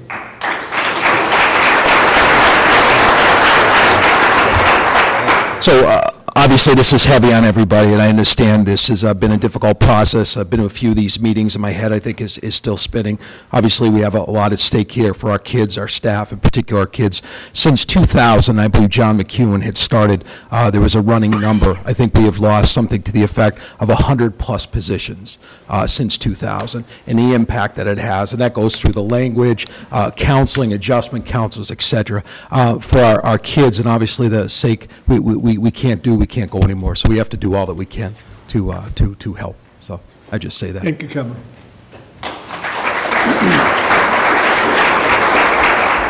One more. Robbie, go ahead. Just point of clarification with the override. Correct me if I'm wrong, and maybe I am. We get one shot at the apple, as you always say, for our budget. So how does that affect us of an override going through in the fall when we can't do budget stuff in the fall? We can do capital things, but we can't do budget, correct? It would be for next year. Yeah, Okay. we're talking about. Not this current year, not the year coming up. In my vision, 2021. Okay. just to be clear, and this is my vision and mine only, Thank you. is not to just restore services, but to hopefully get us to a level where we should be, and let the taxpayer decide where they want to be. Because it's the voters that ultimately approve our budgets. So if we are going to go for an override, we should give the voter the opportunity to fund us to the level where we should be. And that's a whole hell of a lot more than what we're talking about tonight. Thank you. Okay. Can't have one, Sherry. Randy Lamontina, 6 River Birch Circle, also Selectman Whitman. I'll speak for myself this evening. Obviously, I cannot speak for the board. Let me choose my words carefully this evening. I'm going to agree with a couple of things, and I'm going to disagree with something. As I said last night, 12 months to the day, probably, 3 members of the Whitman Board of Selectmen made a choice to use an unorthodox funding solution to try to make every department whole, which included, I believe, a 9.5% assessment to the school. It was very clear to me that evening exactly what we were doing, that we were putting ourselves in a shortfall situation, and we would require an override. What I will agree with is it failed. The process failed. We should have been ahead of this.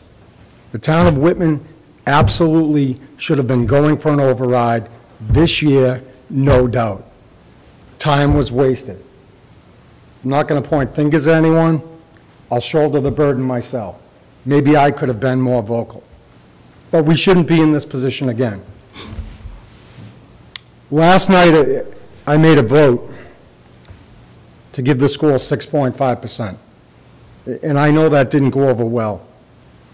But how I justified that was I secured 6.5%. You would be guaranteed that.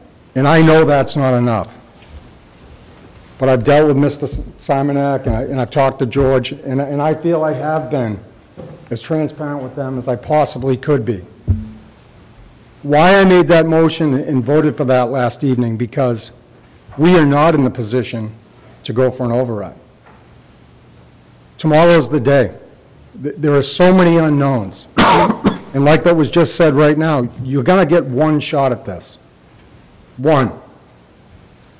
Do you put it blindly on? Do you just take the chance?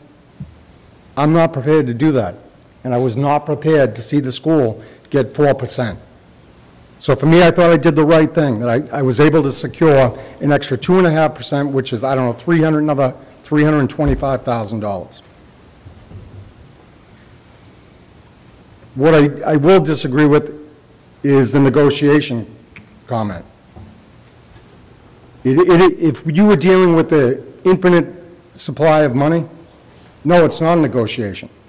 But the position I'm in, there is a limited source of funds. And we need to try and negotiate those alleys to reach the best possible result. I know we need an override. And it's what position are we in right now? Tomorrow's the last day we could have put it on the ballot. What do you need? What's your sustainable number? I don't think anyone at this table could give it right now. The town also needs an operational override. If we are going to go for this override, and I will be the first one to admit, we should know these numbers, but we shouldn't be in this position today. I think the process failed. But it's one shot, and it has to be a sustainable number. And, you know, last night, what was told to us is Hanson had committed 6.5. And this just goes to show a flaw in the process. I was never told 7.5. That's probably another $137,000 to Whitman. I don't know if we can make that. We're depleting not only free cash, but capital stabilization. And I agree that people may not agree with the cuts and where they're coming from. It's a tough situation to be in. How do we fix it? I know the town of Whitman cannot take on the whole burden of $5 million of unfunded mandates. To try and do that, at some point, the ship will sink. People will just say that we can't pay anymore. I didn't put an override on because we don't know the number that's sustainable, that we will not be back within the next 3 or 4 years. You can't keep asking for override after override. Make it a number. If it's a high one, so be it. And we'll have the backup at that point to prove it, to prove we are going to do the best we can with this money. But if we're going override after override after override, the whole situation will fail. They'll eventually stop paying for schools, eventually stop paying for police and fire, and the whole ship sinks at that point. And I will say, I will personally apologize to each and every one of you. I knew the situation we were in, and we shouldn't be in it. It was a failure of my board. We had 12 months. Shouldn't have been in this position, and I am sorry. And I've said that at a meeting. I was told I was grandstanding, but I mean it. We shouldn't have been here. And now we're going to take more time. And I will be damned if I just let that time pass. And again, I'm sorry. Thank you. Thanks, Rick.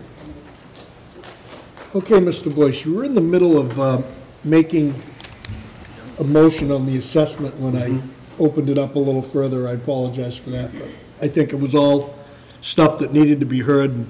To hear from a senior at the high school, again, I applaud her for getting up. She's 17 years old maybe, and gets up in front of a crowd like this and looking at all of us and made a statement that had huge impact. So go ahead, Mr. Boyce. I motion, thank you, Mr. Chairman. I motion we set the assessment to the two towns at 12.5%. Someone seconding that?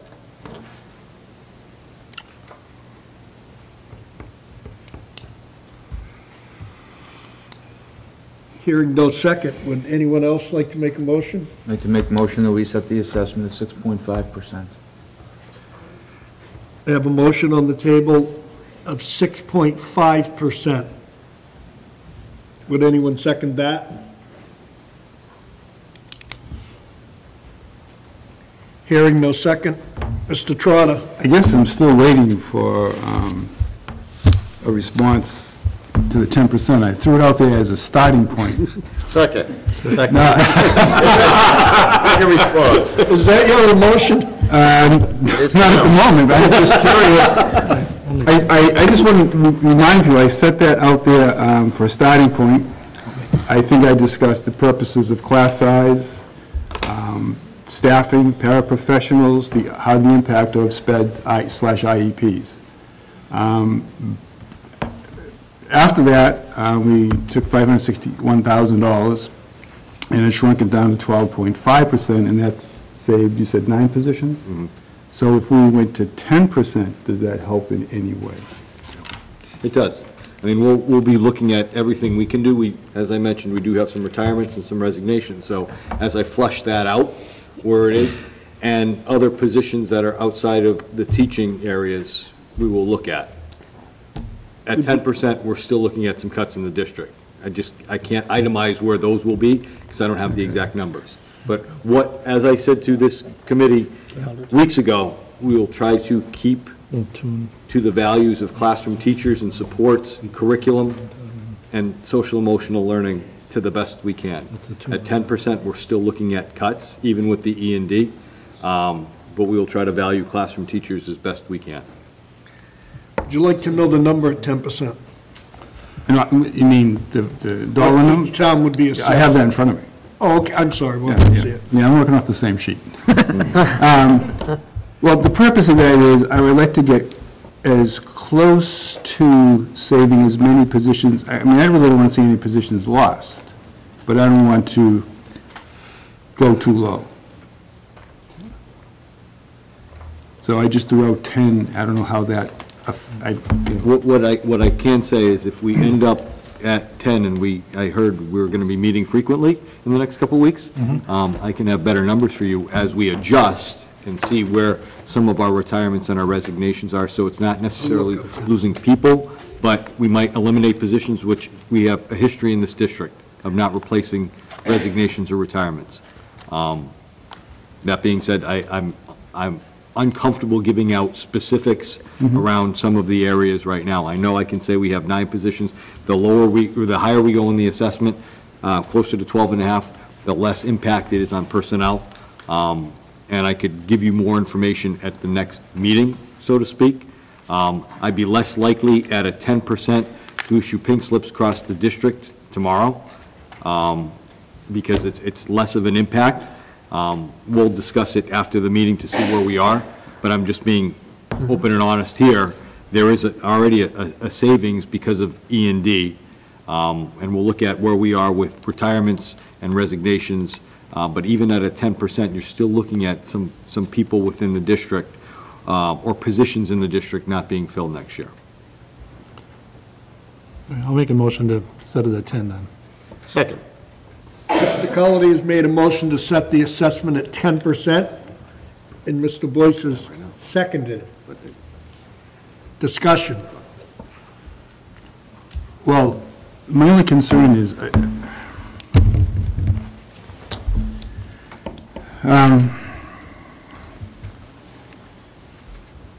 I'd like to save as many positions as possible, and I would go with classroom positions first to keep class size reasonable. I think the paraprofessionals are just as important depending upon what your class structure, what your class makeup is. So I'm kind of ambivalent in the sense of, at least we're moving up. We're not at 6.5 or 4.5. We're not at 12.5, which would be the sort of the golden number, I assume. That's correct. So I'd like to hear from other people before we. Chris? So I think. Sean, I'll get to you in a minute. I just got to hear the committee first. Yeah, so I think, Jeff, hopefully we're giving you some level of guidance. So I think you've made it clear what the position is from a leadership standpoint. So I'm hoping that by giving you some sort of barometer at the 10, that would allow you, right, to go back and say, all right, so if that's where I had to work, this is what it would look like, and then it's the same math for every 1% thereafter. That's correct. Yep. And I mean, we were looking at nothing from E&D, because that's where we stood last time. So a significant portion came from E&D. We were looking at all our areas, and again, we'll recalculate on our board. We have a moving whiteboard. We've had a moving target, and to say that the numbers have changed on an hourly basis is an understatement. Right. It's changing, so we're doing the best we can to save positions within the district because, and I think it was well said, we're talking about people's livelihoods here, and we're talking about children, and we're putting from our most valuable asset. But what I don't want to do is misspeak and mislead the board in making a decision tonight. And I'm also just concerned with an assessment, and this is me just being out there, that moving to an override that neither town is open to at this point, and I've heard that from Hanson, that we might set ourselves up for failure. As what Bob had said, I don't want to end up with 2% on the floor and not being prepared for that either. So I think, just if I could finish the thought. Keep going. So I think, from my perspective, I completely appreciate and understand that, but I also want to make sure we make an informed decision. Absolutely right? correct. So I think there's a difference between saying there's a reasonability on behalf of the committee to make sure that we do the right thing and try to do as best we can to make the best of what is not a great situation in either town. But for us to just snap into saying whether it's 10 or 12 or 9 or 8 right now, I think we really need to understand the impact because of what you just articulated. So I would almost be more in favor of having the superintendent give us some of those scenarios with the understanding that, yes, the message back to the town should be we want to work with them, but for us to just slam down a number tonight, I'm not sure. We have no opportunity other than to give a number tonight, though. But I just think we have to be cognizant, we can set an assessment at whatever we want. What can the towns physically afford to pay? That's the ultimate question. You know, that's what I'm grappling with, and maybe we've let all you folks down in the way that we've done our process in not demanding numbers harder and faster in trying to get more information and letting the process out. This has been a very different budget year than any year that we've gone through.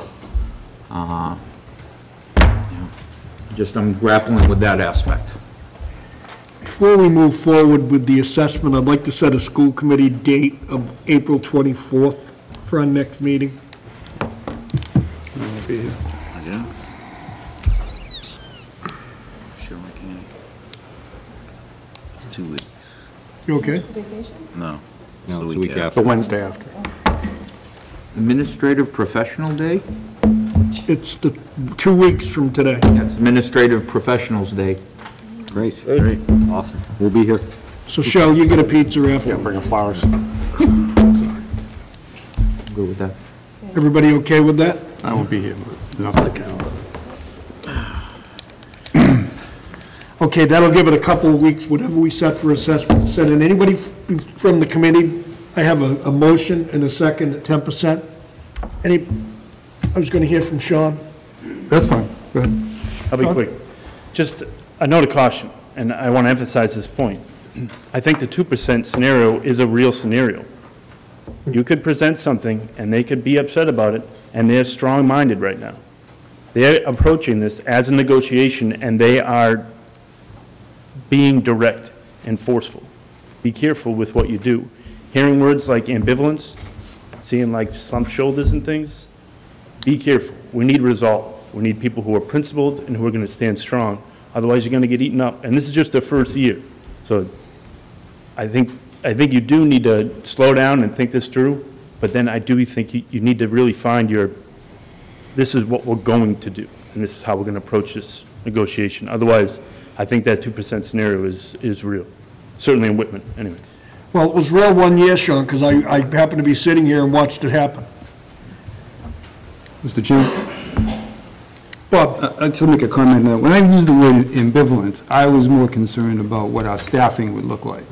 The way I look at town meeting is that's an open town meeting. Everyone has a vote. If people want strong schools, strong public schools, then they need to attend the open meeting and vote for it. If they're not interested in the schools, then they don't vote for it. I think it's the democratic process in Whitman. If you want to pack the halls and pass that budget, then you have the right and the opportunity to do that. So again, when I was talking about ambivalence, I was talking about I don't want to lose staff. And I want to make sure if 10% was an adequate number to at least have a holding, because I know we can't go up. That was my concern. But again, if people are interested in strong public schools, then you need to get out and you need to vote. I had a meeting several weeks ago with 2 8th graders from the middle school. They asked me about the school budget. And they asked, an 8th grader asked, what can I do? And I said, the best thing you can do is inform your parents to pay attention to school committee meetings, to read the newspapers, and to attend town meeting, because if you believe in your schools, that's where you need to be. Mr. Boyce. So I appreciate Mr. Kane and his service, the 2 years he did on the Finance Committee. But as a former member, myself, him, do we have any current member of the Whitman Finance Committee here? Because I will tell you right now, who recognizes yourself? Rosemary. Rosemary, thank you. We have, I will tell you right now, as a chairman from 2003 to 2010 of the Whitman Finance Committee, I was at every single one of these goddamn meetings. Not showing up at the last moment, not showing up. Mr. Martina, thank you for being here, but I don't think you were at all of our meetings either this year. If we're going to start, no, I am. This is a passion. I'm not upset with these people, but I'm upset if you're going to say, well, Mr. Anderson said this, and Mr. Anderson said that. I followed these folks every single meeting. And so it's not in the hands of Mr. Kane to deliver messages around the community that might be impacting on you, sir, because you're the one doing the due diligence. So sorry for getting a little bit passionate there, but if I'm going to stand up for these folks, whether I was on that FinCom over there standing up for them or over here, and that's what's working together. Go ahead, sir. Thank you. Thank you. Is there a question directed to me? We're hearing all of this. What's going on? What is? Well, I got to be careful because after last night's meeting, the FinCom, we did have a post meeting. We continued our meeting back at our spot, but we didn't make any motions or commitments. But if you wanted, if the school committee would give me a little bit of leeway, I'd like to first speak as a private citizen, not someone from the Finance Committee. That meeting last night at the Whitman Board of Selectmen was the most anti-school meeting I have ever attended. I've been in this town just over 10 years. Those board members, born and raised, they have much more time here. I was shocked to hear from one committee, the chairman, who said, we're all one group. Whitman School District is the department of Whitman. And then to hear on the other end, when they were talking about reduced assessments to the town of Whitman, to hear from another Board of Selectmen say that it results in no cuts. Our people don't get cut, and I think that's pretty close to a quote. I was shocked by that. Mentality of the Board of Selectmen to consider Whitman School District as something other than a department of Whitman is an abomination.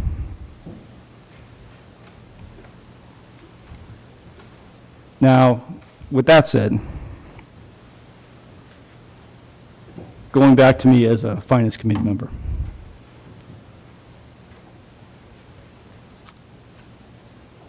we have made no votes. You were there when we placed a placeholder of 4%. We have worked, our approach as the Finance Committee is to present a budget that takes into account, that allows for cash to be left over for capital improvements for the town of Whitman, to allow for equitable cuts to most departments, and to allow for sustainability. What was presented at that meeting by the Board of Selectmen, in our view, is completely contrary to the definition of sustainability. And I think that, again, I'll call it the department head Article 2, the document that was prepared by the department heads with no consideration from the Finance Committee. It is not equitable. It allows for every department except for the Whitman-Hanson Regional School District to maintain their personnel. Is that equitable? I say no. We at the Finance Committee are trying to find an equitable solution. So with that, before you make your final vote on the assessment, I just want to have you take that into consideration. Thank you. Thank you. That's it. Anything else, Steve? No, All right. Thank you. You're welcome. Can I just, Okay. Bob, just Beth? before, I was just going to say, we're doing the math here, okay? Go ahead. Buy you enough. So the difference between 12 and a half, and 10, we're looking at about $554,000, so it's still positions. You're still talking positions within the district. So just a better idea of where we're at with that gap between 12 and a half and 10. It's 554. Okay? It's 8 Yeah. positions or Okay. so. Beth Stafford. I live in Whitman. I also work here, too, as a teacher. I will be giving up my position because I'll be retiring in June, so I'm making room for somebody else, I hope. One question, one of my questions, Bob, is you just made a statement that we have to set this tonight, but isn't it true that in the past, we've gone down and down, even at town meeting night, too, the assessment? That's what I'm saying, but tonight we have to set a number and vote on it. It can be all the way up until town meeting floor. I think people weren't Down. understanding that. It can be brought down. If you set the assessment tonight at 10%, you can't go to town meeting or change anything and say, we're going to 11. That's right. You could only go less. You can't go I just more. want people to understand that because It's the process, it's the law. It It's sounded not like anything we're saying. we can't change this number, and I just want people to understand they can. You know, as a former school committee member and a former selectman, it really does concern me about, the people losing their job. You know, as Kevin said, it's now been way over 100 positions that we have lost since I've been doing this.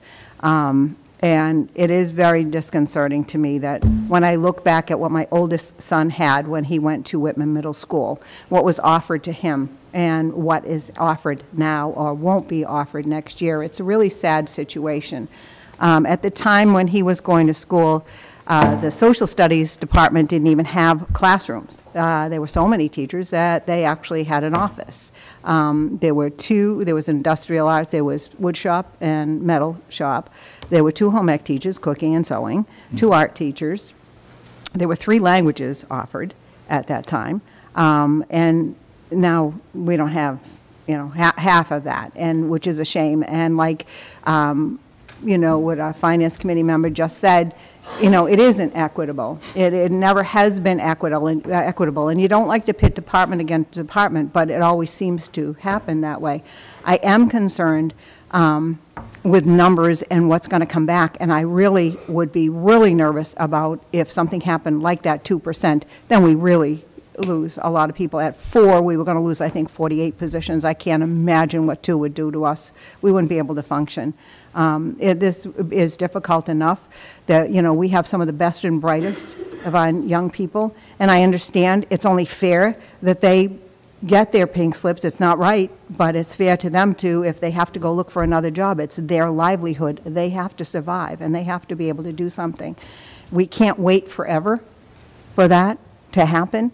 But I think it would be nice to know that after the May town meetings, we might have something more settled for them. That, if they get pink slips this week, that maybe in a couple weeks, things might be better.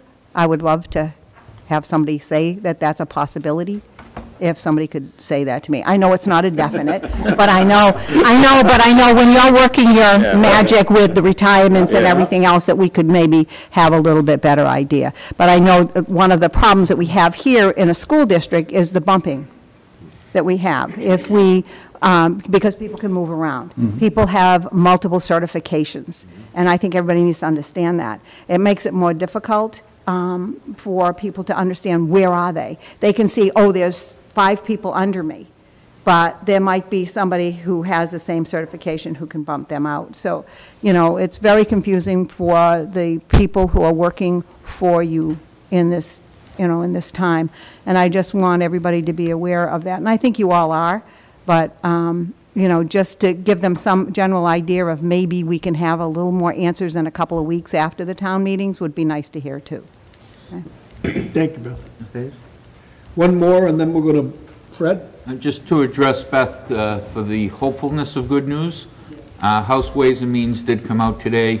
They are up $10 per pupil, so that's about $37,000. They're up at 30. Yes. I know there will be amendments to bring that up higher. Generally, the Senate's a little bit more generous, and then it goes to committee. We won't know anything till probably June, July, but there is perhaps, hopefully, a little bit of a light that there could be some funds recovered. I hear you.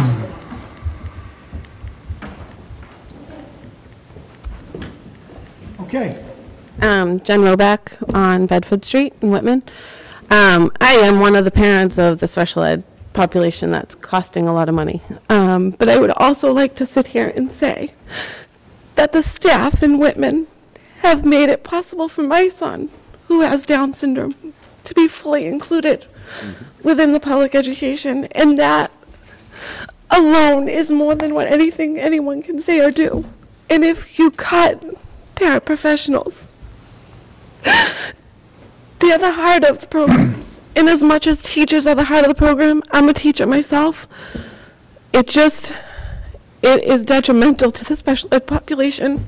It's detrimental to the population of children that are suffering with social emotional needs. I sat today in a trauma training with over 100 adults trying to figure out ways to help teach kids with trauma, and the only way to do that is to provide one-to-one support and staff. And the more you cut, the more those children are going to be hurting, the more they're going to end up in an outside placement, possibly residential, because they're going to hurt themselves. We've had suicide within this district, within a middle school setting. It's appalling. My daughter is in the Conley Elementary School, and her teacher right now is currently one of the teachers probably that would get pink slip, because I'm pretty sure she's on the newer side.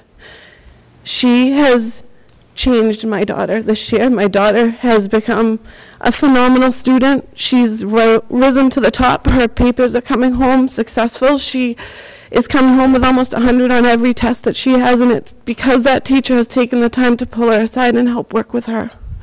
Without these teachers, without the paraprofessionals, my family wouldn't be where we are today. And I just ask you, if with that money from the D&E or whatever you called it, brought it up to 12%, don't go lower than 12%, because you can't go back up, you said. Even if it's something you want, start at 12. If you can go lower, you can't go higher. And maybe I'm misunderstanding what's been said, but don't go lower tonight. Just don't go lower.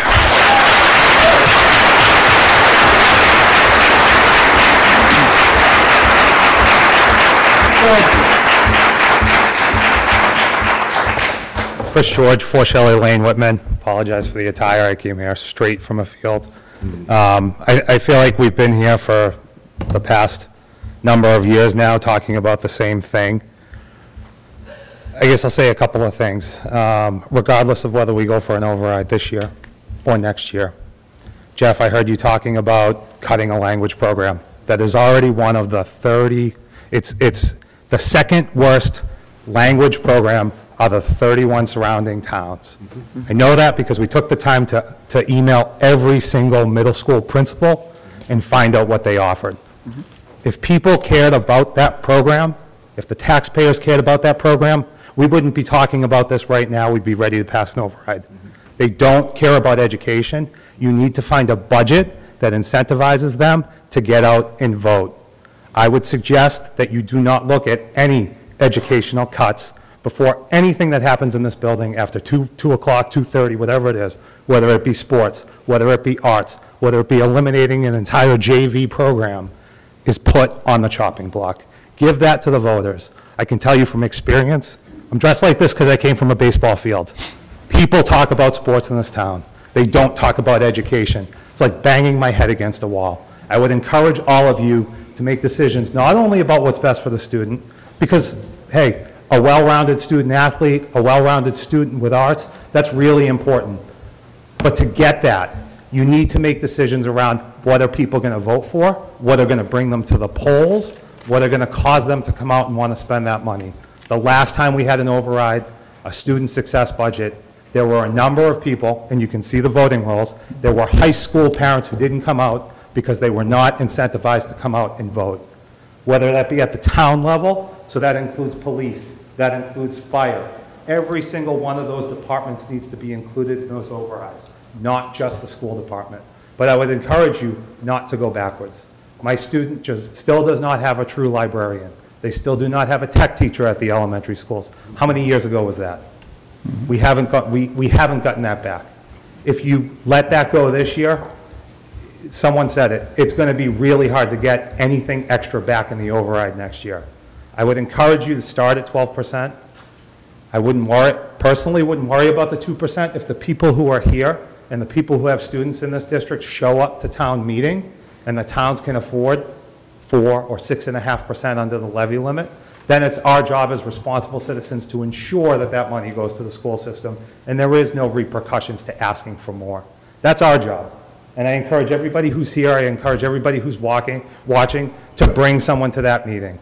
I encourage people to show up, whether they have a baseball game, whether they have a soccer game. Listen, I coach. I have those things. I find a way to make it to town meeting every single year. I encourage everybody else to do that. But we shouldn't be afraid that somebody from a board of selectmen is going to make a motion to knock us back to 2%. That's ridiculous. We should be responsibly asking for what we need. And whether that's we need 12, and hey, yeah, we get it. We're going to get 6.5 on the levy, but we want an override and we want it this year. Then we should be going for that. But we shouldn't be doing it because we should not be doing it because we're afraid we're going to go back to 2. And I challenge everybody here and I challenge everybody watching to make sure that they show up. Make sure that doesn't happen. And you guys should know that we have your back and that won't happen.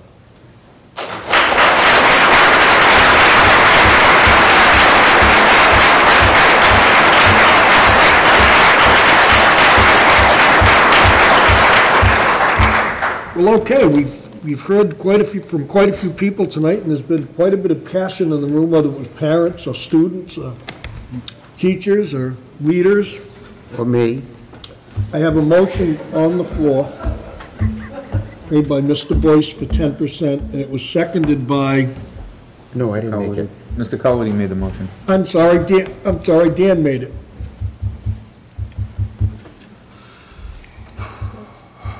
Who seconded? Mr. Boyce. Mr. Boyce? I seconded it. I knew you were around somewhere. Volunteered. Okay, so the motion is, yes, Mr. Boyce. Can I ask if Mr. Cullity would withdraw that motion so we can revisit 12 or 12.5%?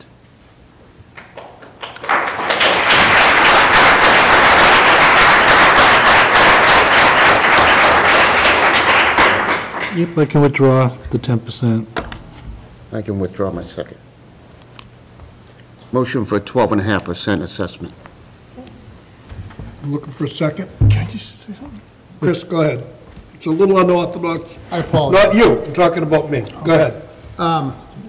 It doesn't matter. Hearing the stories from you all tonight, it's making a difference. It's making a difference to me, and I think it's making a difference in this board. And I think ultimately, if we continue to speak and be very vocal and mobilize citizens, we can make the bigger difference. But it comes down to those personalized stories, I think, more than numbers or even, not that I, when you say positions, it's kind of a generic term.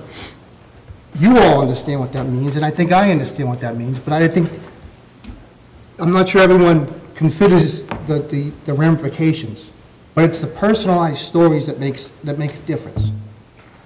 And I hope we can maintain the momentum we have in this room and take it out to the community and not let it peter.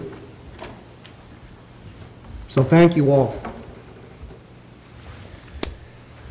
Okay, so I have a motion from Mr. Boyce for 12.5%. Is there a second? I'll second. I'll second. Chris seconded it. Is there any further discussion? Mr. Trotter? I'd just like to say that for the last couple of months, Michelle posted these little things on behind our nameplates, and it says, "The Whitman Regional School District is committed to providing each student with a high-quality education that promotes student success and responsible citizenship." And I think that's our duty and responsibility. Like I said, I threw out the 10% to promote discussion. I'm not committed to 10%. I'll go to 12%, whatever the, 12.5, whatever Mr. Howard? desired. So I would still, I know this is, we'll just keep it unconventional. So even with potentially, if this is the direction the committee goes, I would still like, if the committee would support it, Mr. Simonak to look at what 10% looks like. I think we need to be informed and what some of those other levels look like as well. So again, I think we're all trying to do the right thing as best we can. Absolutely understood. Okay. Okay, any further discussion, Fred?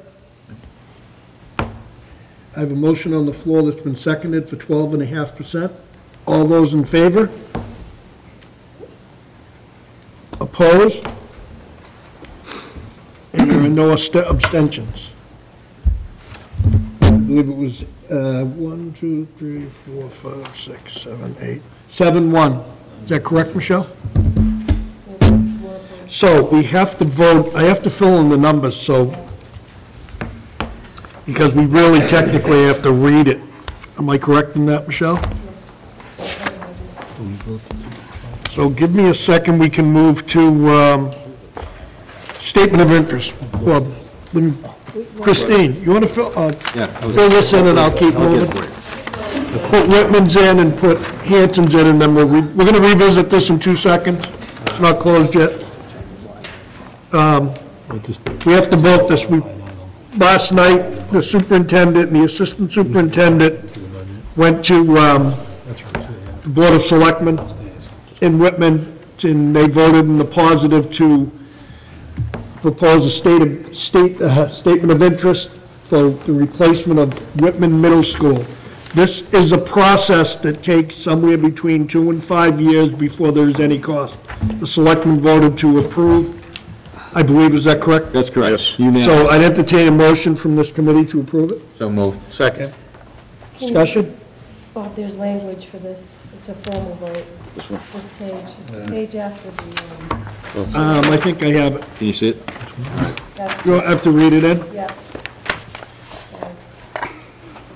Having convened an open meeting April 10, 2019, prior to the SOA submission closing date, the Whitman-Hanson Regional School Committee and the Whitman-Hanson Regional School District, in accordance with its charter, bylaws, and ordinances, has voted to authorize the superintendent to submit to the Mass School Building Authority the statement of interest form dated April 12, 2019 for the Whitman Middle School located at 100 Cawthell Avenue in Whitman, Massachusetts, which describes and explains the following deficiencies and priority categories for which an application may be submitted to the Mass School Building Authority in the future for replacement, renovation, or modernization of school facilities and systems such as roofs, windows, boilers, heating, ventilation systems, and to increase conservation and decrease energy-related costs in the school facility, and hereby further specifically acknowledges that by submitting the statement of interest form, the Mass School Building Authority in no way guarantees the acceptance or approval of an application, the awarding of a grant, or any other funding commitment from the Mass School Building Authority, and/or commits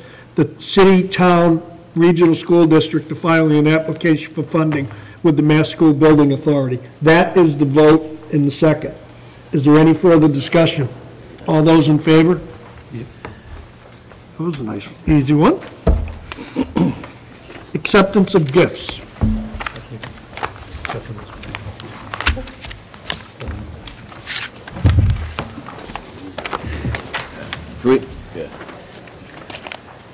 Bob, can I just say, hang on, based upon the fact that we did set an assessment, but it might be dependent on an override, pink slips are still going to have to be issued, okay? Just letting the association know. Thank you all for coming, as you're finding out. Thank you all for coming. I don't believe an override can occur. I don't either. So I'm just saying. I don't think an override can occur, though. Well, based upon the. I don't believe so either. Put them out. Yeah, we still have to do what we have to do. You got to do your due diligence, absolutely. Yep, yep. Okay.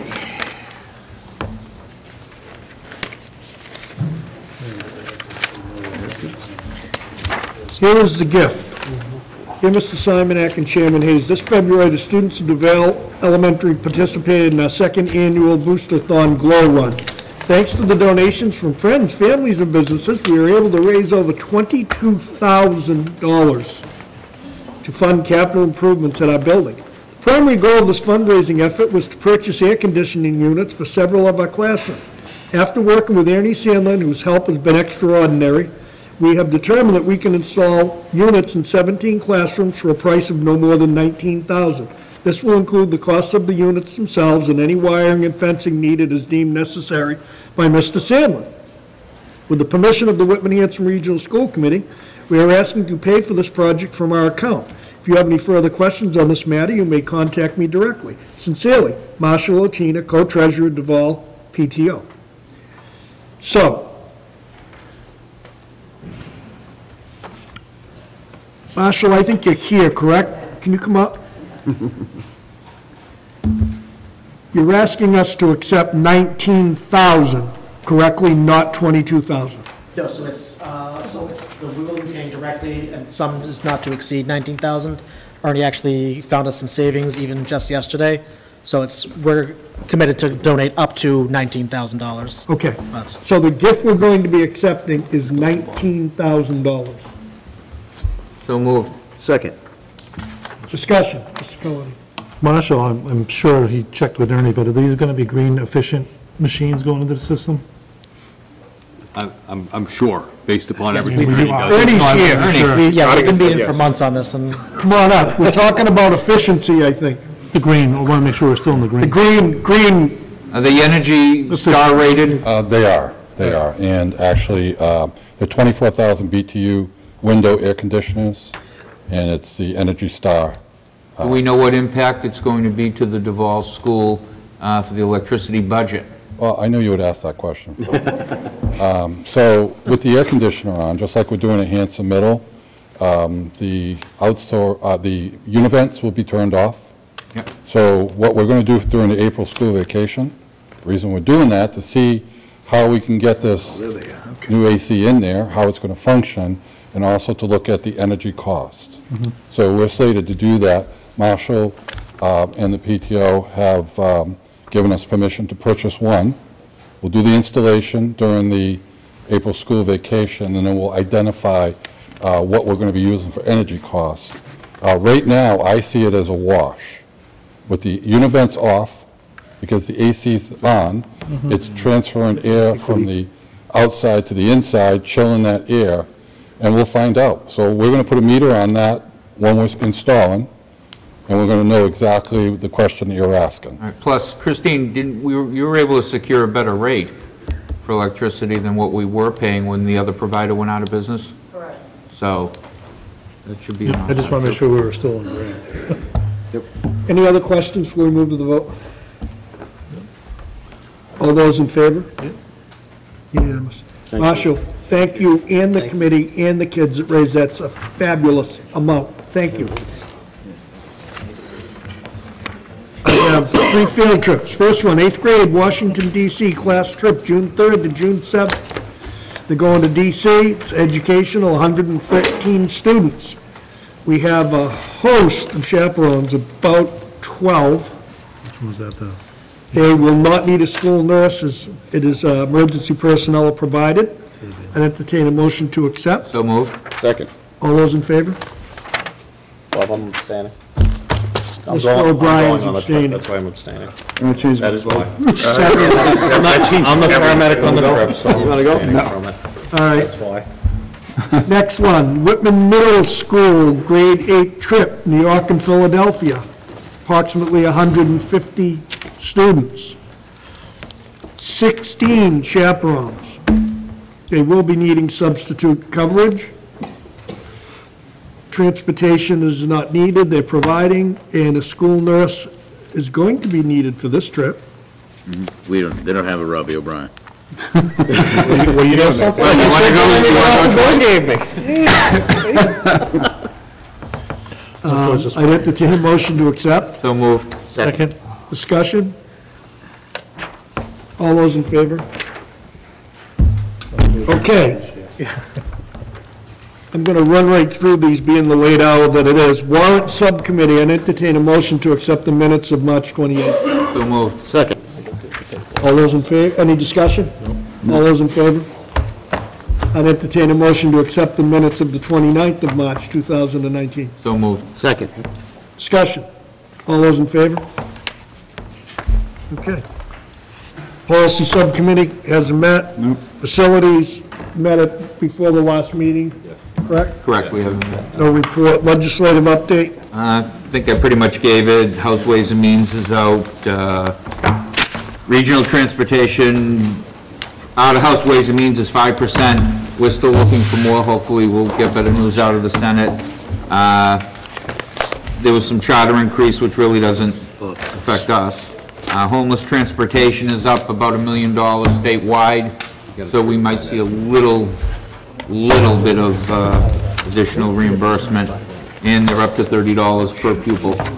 There also is something that I can't find in there, and I will look harder tomorrow, for social and emotional grants, that at least Ways and Means has in there, so.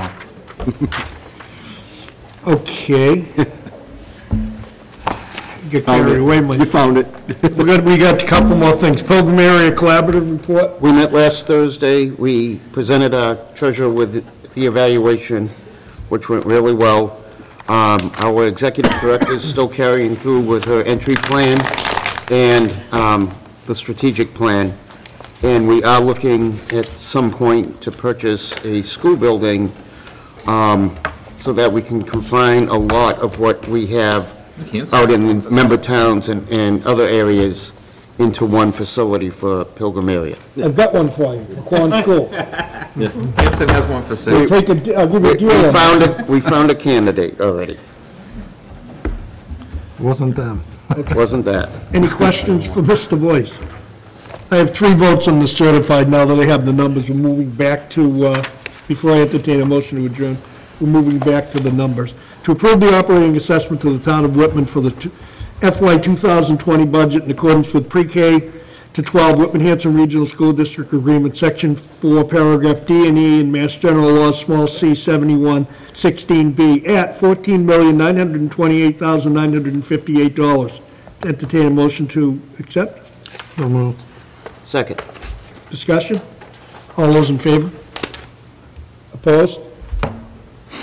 Mr. Small.